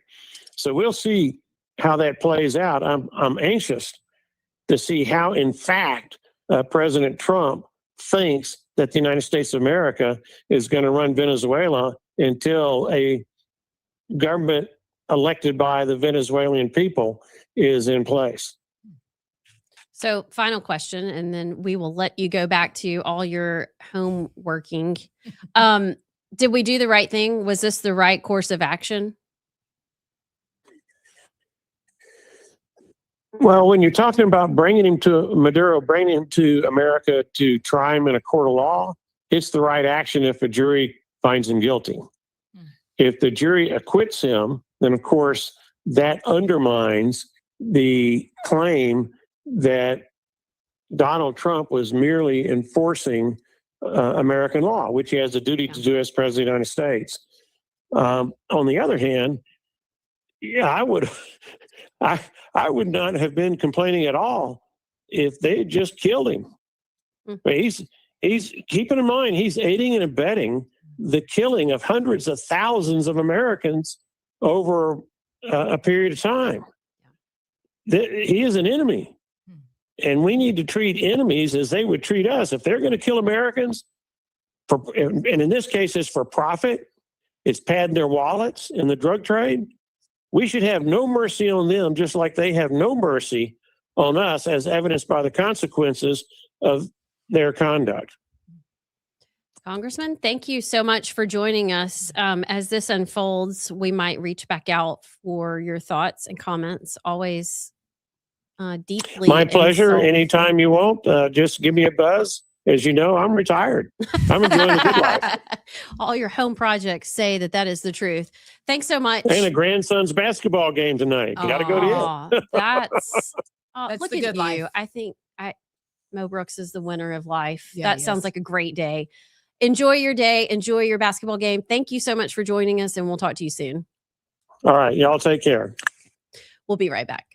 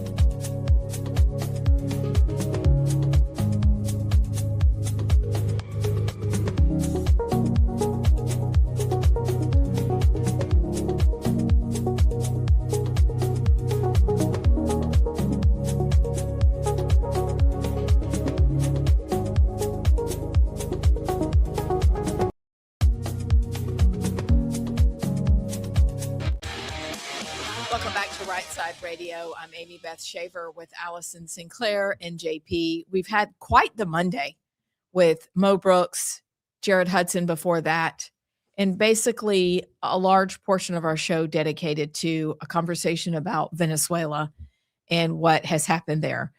So thank you to both men for coming on and sharing your thoughts. But what we really want is to also hear from you. And JP, you tell me that there's great interaction going on text.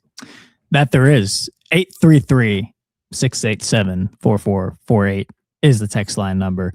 Jay from Killen. Well, first, he before Mo came on, he said, I'm anxious to hear Mo Brooks' comments. I've always liked him. I wanted him to win against Katie Britt, most conservative member of the House many years running. However, I wish he would quit belly aching and complaining about Trump all the time. His articles on AL.com sound like a jilted lover or scorned woman. He continued on that thread. But then he said, kudos to Mo for supporting the Maduro extraction. And then he said, yeah, he did not trust Trump. That's the Mo Brooks, or that Mo Brooks is why I supported him against Britt. So Jay from Killen. Thanks, Jay. Okay, so Brad from Crimestone County has been against both Jared and Mo Brooks' thoughts on the action in Venezuela. He said, Mo Brooks pretty much just said, my position is simple. The end justifies the means. At least that's what I heard, is what Brad from Crimestone County said. And he thinks that Jared Hudson was being a demagogue in his statements earlier in the show. So does Brad think that nothing should have been done? Well, Brad, if I may assume, it seems like he is the Thomas Massey, Rand Paul libertarian type. So I assume that, well, he said that America, this is par for the course for America, bullying a third world country and taking their oil. So I assume, yeah, he probably assumes A, if nothing should have been done, but B, that Congress should have approved it. However, this is interesting. So Mo actually said this himself. The fact that they didn't give Congress and the Armed Forces Committee or whatever a heads up, and there were no leaks. I think that shows where the leaks are coming from the Democrat congressional members. So imagine that. Sense. Yeah, imagine if Elizabeth Warren, who was on that committee, would have known beforehand. Oh, she would have told everybody about it. Yeah, so I think we know where the leaks are coming from now. Yeah, we do. Wouldn't that be a crime or something? Not if you're a Democrat politician. Ouch. Oh, yeah, that's true. Crimes really they are never charged with any. Yeah. They get away with it all. Jay from Legtown, talking about an earlier topic in Iran, said it could just be the Trump effect. There have also been unprecedented protests in Mexico recently.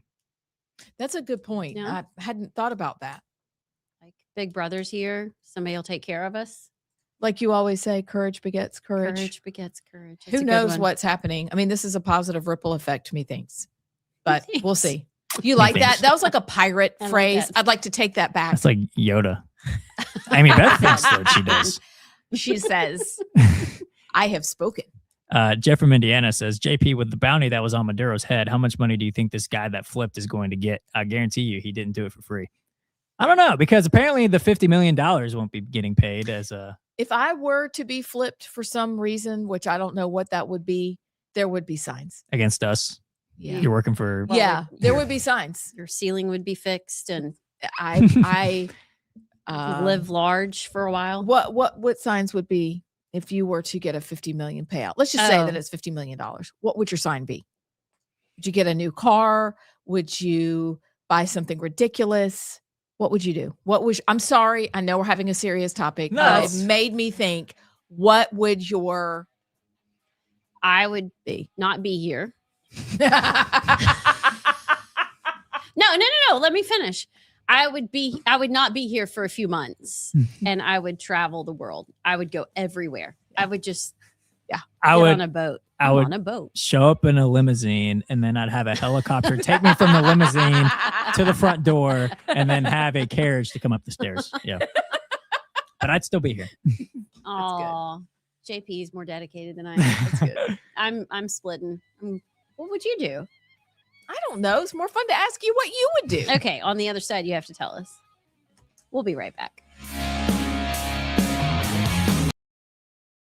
Hey, my friends, Phil Williams here. You've heard me talk about Inspire Advisors, how Paul Breyer and his team at Inspire Advisors will help you grow your investment portfolio while also screening out the companies that don't stand for conservative Christian principles. Look, they are experts in what is known as biblically responsible investing, and they are now offering a limited opportunity for a free class on that BRI.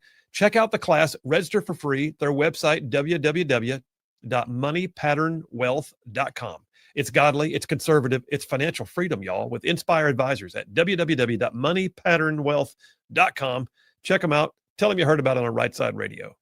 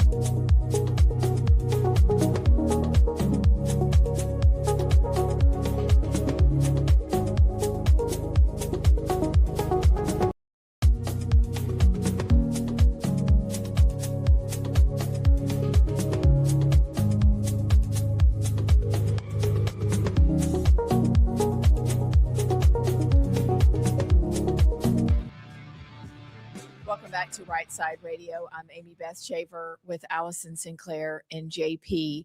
So a couple of things, because all the things. All the things. All the There she is. Appropriately. So a couple of things. Number one, we have some fun things for sale. Who wants to tell our great listeners what we have? JP does. I think he's really excited about this, He actually. is. I can tell on his face. Well, the merch store is now back. It took a brief hiatus, but the merch store is now back. And if you want to go to our website, I'm pulling it up on here. Go to the Look, shop tab. There we are. And we got all the good American flag t-shirts. Unfortunately, the Bulletproof Influence glasses are out of stock, but we still got great t-shirts for y'all with the American flag on it. We got cork bottom mugs. We got stickers. We got t-shirts, all the things. If y'all want to go check it out. But here's the kicker. If y'all want to go and put in the promo code, one word, free Minnesota, it is 10. It's just fantastic. 10% off. 10% off on all items with the promo code free Minnesota. So y'all go to rightsidemedia.org, go to the shop tag, and you will see all of our great merch and put in free Minnesota for 10% off. Did you say tag or tab? I think it's a tag. Same thing. Listen, it was the kind of day where I called you JT. I just had to make sure that Come I'm on, not the CJ. only What one. else you got? CJ. At least you're close. It's going to be like, I don't know, TB or something by then. Like completely off. No. Have two names and show up for a speaking event with the completely wrong two names, not even in the ballpark. That happens? Oh yeah. Did it start with Mary? Because everybody in the Oh, South. yeah, Mary, yeah. Mary Beth, Mary Sue, Mary Caroline, Mary Kate. Grace. I would have said yes to Mary Caroline, but no, several times. So I feel you. Like, I'm sorry. My but it's aunt's just Mary fun. Lee. That's Mary her. Lee. Yeah, Yeah, yeah. great name. There you go. Okay, so merch, go buy it because I finally have things to package it and send it to you. So please. You got, yeah, but that's not mailing stuff. That's like cute, gifty stuff. Well, it's cute, gifty stuff, but the cute, gifty stuff has to get to the store to get it to you. But go ahead and get it before it sells out, okay? Because we don't have a lot left, but we do have enough for you. Okay, number 2. That's good. Did you like that? That was good. I felt like, I gave No, my that was best good. on that one. All right. But more than that, this is a banner and it says someone very special is coming on our show tomorrow. Allison, would you like to say who that is? I'm really excited because we've been in radio for 4 years? Yes, basically. Yes. 4 years. And tomorrow is our first interview with Senator Katie Britt. And I'm so excited. So she will be on our show tomorrow. And I think with all that's going on, going to be a good interview to kind of get her insight. She's in the midst of it. Yeah, she is. She is in the cauldron. And maybe she'll give us some inside information. She also has a bill that she's really working hard on, the age verification bill for social media. I'm curious to get an update on that. So we'll talk to her about all the things. I want to ask her how she manhandled people during the shutdown. I want to know if that's true because I think she did. It would take a Southern woman to go in there and let them know, indeed, this is what we are doing and this is how we're going to do it. So maybe she'll tell us. I bet she did it with a smile. Oh, absolutely. A Coke and a smile. Well, Yeah, who was the senator she chewed out on the floor? Gosh, I remember. That wasn't with a smile. It wasn't Dick No. Durbin, was it? No. I can see his face. He's from Connecticut. Hold on. Oh, he is from Connecticut. Anyway, I want to know about that. I don't know if we're even get there because I also know the bill technology. It's going to be a great interview. We're looking forward to it. It was Chris Murphy. Chris So, Murphy. She didn't do Chris Murphy with a smile, so who knows? No, Chris Murphy had it coming. Can I say that? Yeah, I don't even know I just anything. did. Wait, where's he from? Connecticut? Connecticut. Mm. Yeah, he's from Connecticut. He's from Connecticut. He deserved it. You know, darling, with that special Northeastern accent that you can't decide if it's Connecticut. British or American. This is going to be a great day tomorrow. Okay, I can already feel it. Excited. Yeah, it's going to be great. I don't know what to wear. I don't either, but today we're like basically twins. So I have a feeling tomorrow we might Should be we twins coordinate so we don't do it again? as well. No, JP, we'll let you in too so you don't wear the same thing. Yeah. It will probably be something like this. Okay. Prison gray, sweats. Yeah, got it. Over in your little cell. Maybe I should show up. Dude, this would have been a hilarious bit today if I show up in the Maduro Nike Tech Fit costume. Shave my beard, except for my mustache, have a wig, get some handcuffs and a Nike Tech with some like little shades. You called it your Halloween costume already, right? If it's okay, Halloween's a little bit too far, maybe, but if it's that'd be such a great Halloween It would costume. be. April Fools. That'd You be can great. speak with an accent that day. Be great. Well, then they put him in the Jocko sweatshirt. Did y'all see that? He had like 6 outfit changes. It was kind of crazy. Like they were constantly putting him in something new. But what's funny to me is that he kept taking pictures with the DEA agents like he was a celebrity. Like he was like with his handcuffs. Can you imagine the DEA agents go like, Mr. Maduro, can I get a picture, please? Okay, so in that vein, do we think that he like gave himself up and there was a deal that was struck, or did they really? The story was he was running to his safe room, he and his wife, and they didn't make it there. Nah, yeah, I don't think a deal was made. Okay, well, American Sniper, apparently that whole story is all fake. What? Yeah, apparently That's not real? Marcus Luttrell, not Morgan, that's his brother, like went and hid somewhere and they were embarrassed by it. So they made up this whole story for American Sniper. So why couldn't they do that with Maduro? Wait a minute. You are telling me the man who has been paraded around. That's what they say. I don't know if it's true. I'm just reporting what I've heard from several people lately, that whole story was made up. We're going to need somebody with some inside knowledge to let us know about that. Well, I think the military aspect of it was true, but from what I've heard, I think his relationship with his wife was not as it was portrayed. I think that's the part I've heard is that maybe he wasn't the best husband. But I think the military, I could be wrong. We should ask Jared Hudson this, a fellow Navy SEAL sniper, if it's true. I think SEALs talk about SEALs though.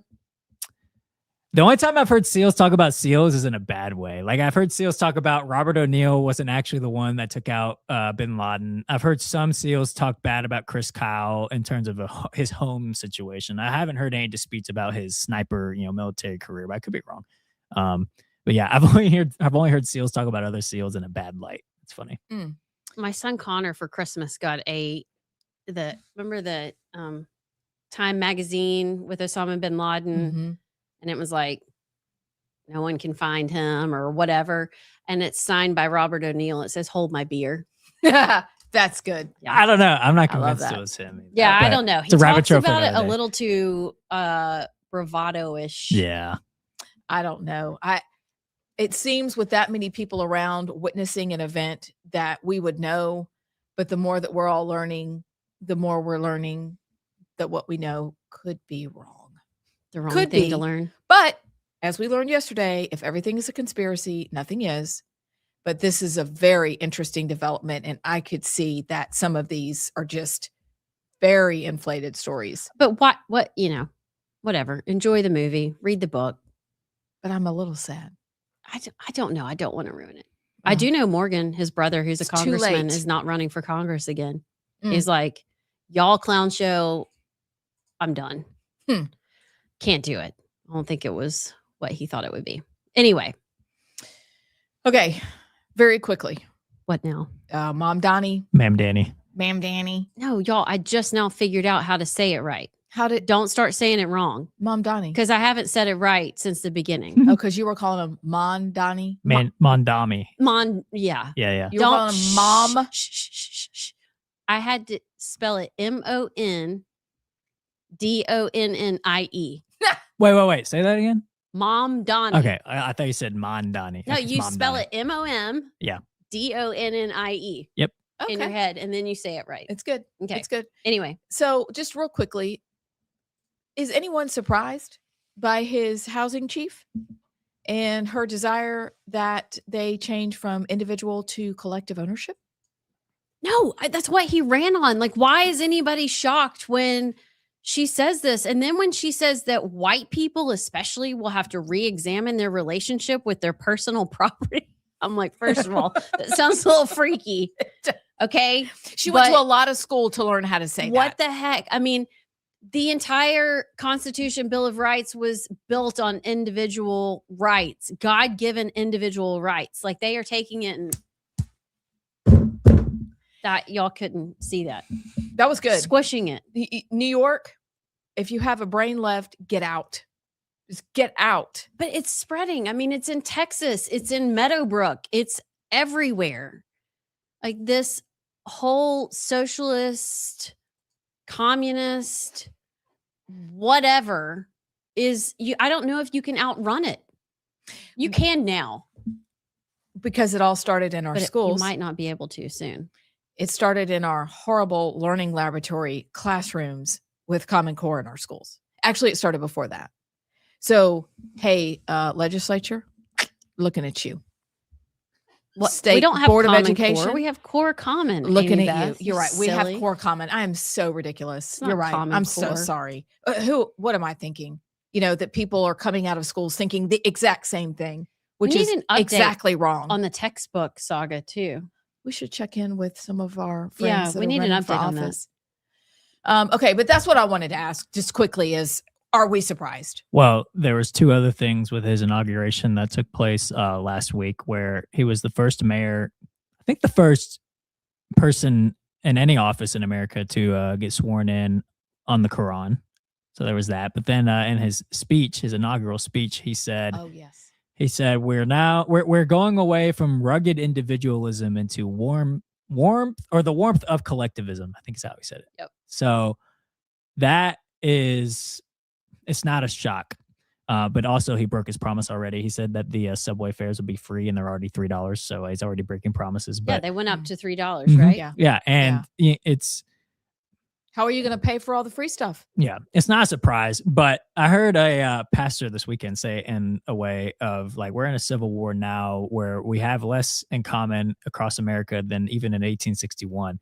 And it's so true because you think about it, certain parts of America are Christian conservative. And then you go to parts like New York where it's literally Muslim communism, like to a T, where the mayor is saying they're going to the warmth of collectivism and away from rugged individualism. Rugged individualism is literally what made America. So it can't be any more anti-American than that. So no, I'm not surprised. Part of me is thinking it'll run out of steam eventually. And maybe, I don't know, the voters in New York will come back to their senses. I don't know.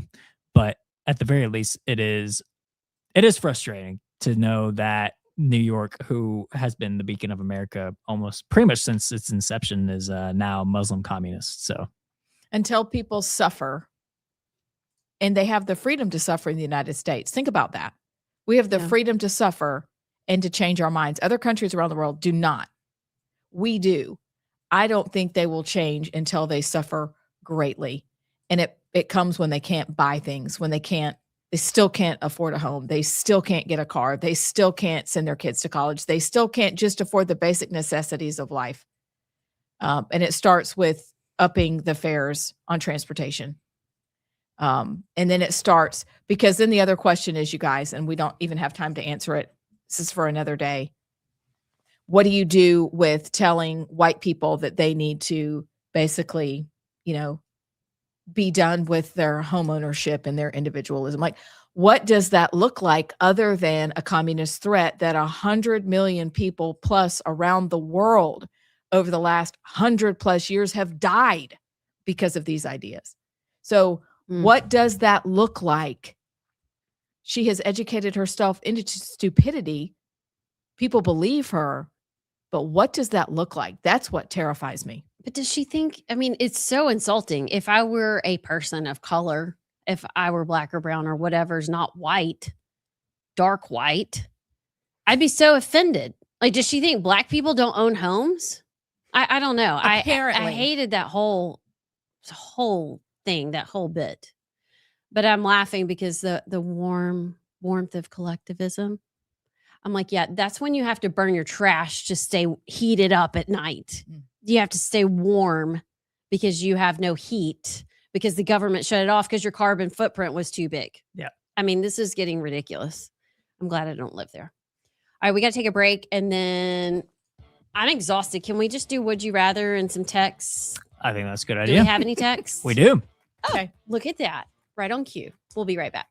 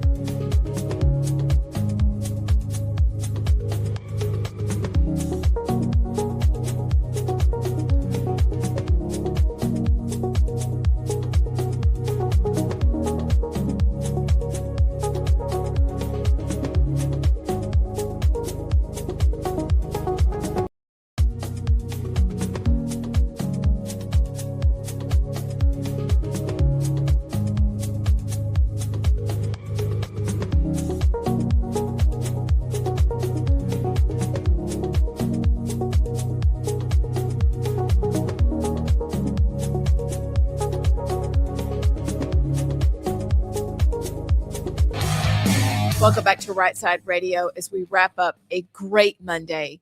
I'm Amy Beth with Allison and JP. And JP, it's that time of day. For Would You Rather? Well, finally. Do we have any good texts, though? Yeah, well, we have a Because couple I'm good curious. texts we can read first. Okay. Graham from Meridianville said, the problem with people, quote, learning their lesson about socialism is that the mainstream media is going to sell any failure of New York City to the larger Republican policies of Trump and the Republican Congress. Is right, but that's why we're here to talk about it. I just think this whole, all these socialist communists are too dumb to ever acknowledge or recognize their failed policies. Or they're so bought in, I can't decide which one, that they will never admit it. And it's like white people talking about how bad white people are. I'm like, you realize you're white, right? They're good little soldiers. They're It's good both. little soldiers. This is the most ridiculous thing I've ever dumb, seen. And then there's our favorite word from our old show, apparatchiks. The apparatchiks. You got two. And then you got the people at the very top. All these people are all going to die except for the people at the top. I don't know which one I'd rather be. I hope I'm neither. Anyway. Let's see. Charles the First is texting in. He said a semi-retired 92-year-old Clinton-appointed judge is over Maduro's case in New York City. Mo Brooks was talking about that. That's and it comforting. hasn't even crossed my mind. Like, what if he's acquitted? Here's what I predict will happen. What was that? I've never seen you do the fingers. Because I got a point to make. Wow. Hot take. Serious. Everybody focus. I predict some sort of deal with Maduro. Bottom line is, I don't think Maduro is going to be sitting in a jail in America. He's probably going to end up taking asylum in like Russia or somewhere, and I think Trump will let him. I don't think a deal was made in the first place, like before the invasion, but I think a deal potentially could be made because I really don't think Trump wants Maduro rotting in a prison because Trump is such a buddy with like all the world leaders. Like, and he even said that he doesn't like all these pictures of Bill Clinton on Epstein's island coming out. It's not a great look. I just feel like, I don't know. I feel like Trump is going to want to get something out of Maduro and then let him go to like Russia or somewhere. The question is, what will Trump want to get in return? My guess it would be election stuff, 2020 election fraud proof or something to pin the Democrats on it. So I don't think Maduro is going to be sitting in an American prison. It would be awful though. Oh, it would be so bad if he got proven innocent in court. That would be embarrassing. So I think Trump may want to avert that too. I don't know. That's my prediction. Maybe we just Napoleon him, put him on like an island in the middle of the sea, and then let him rule that island, and we're constantly patrolling it or something. That's a great idea. I don't know. That's It's my not, prediction. really not a bad idea. We got about 20 seconds, so it's would you rather time. It's a deep one. Would you rather know when or how you're going to die? When? How? Neither.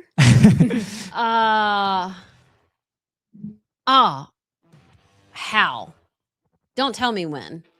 No. Yeah. I don't want to know when. I want to know how. Yeah, I'm gonna go how. I'd plan better if I knew when.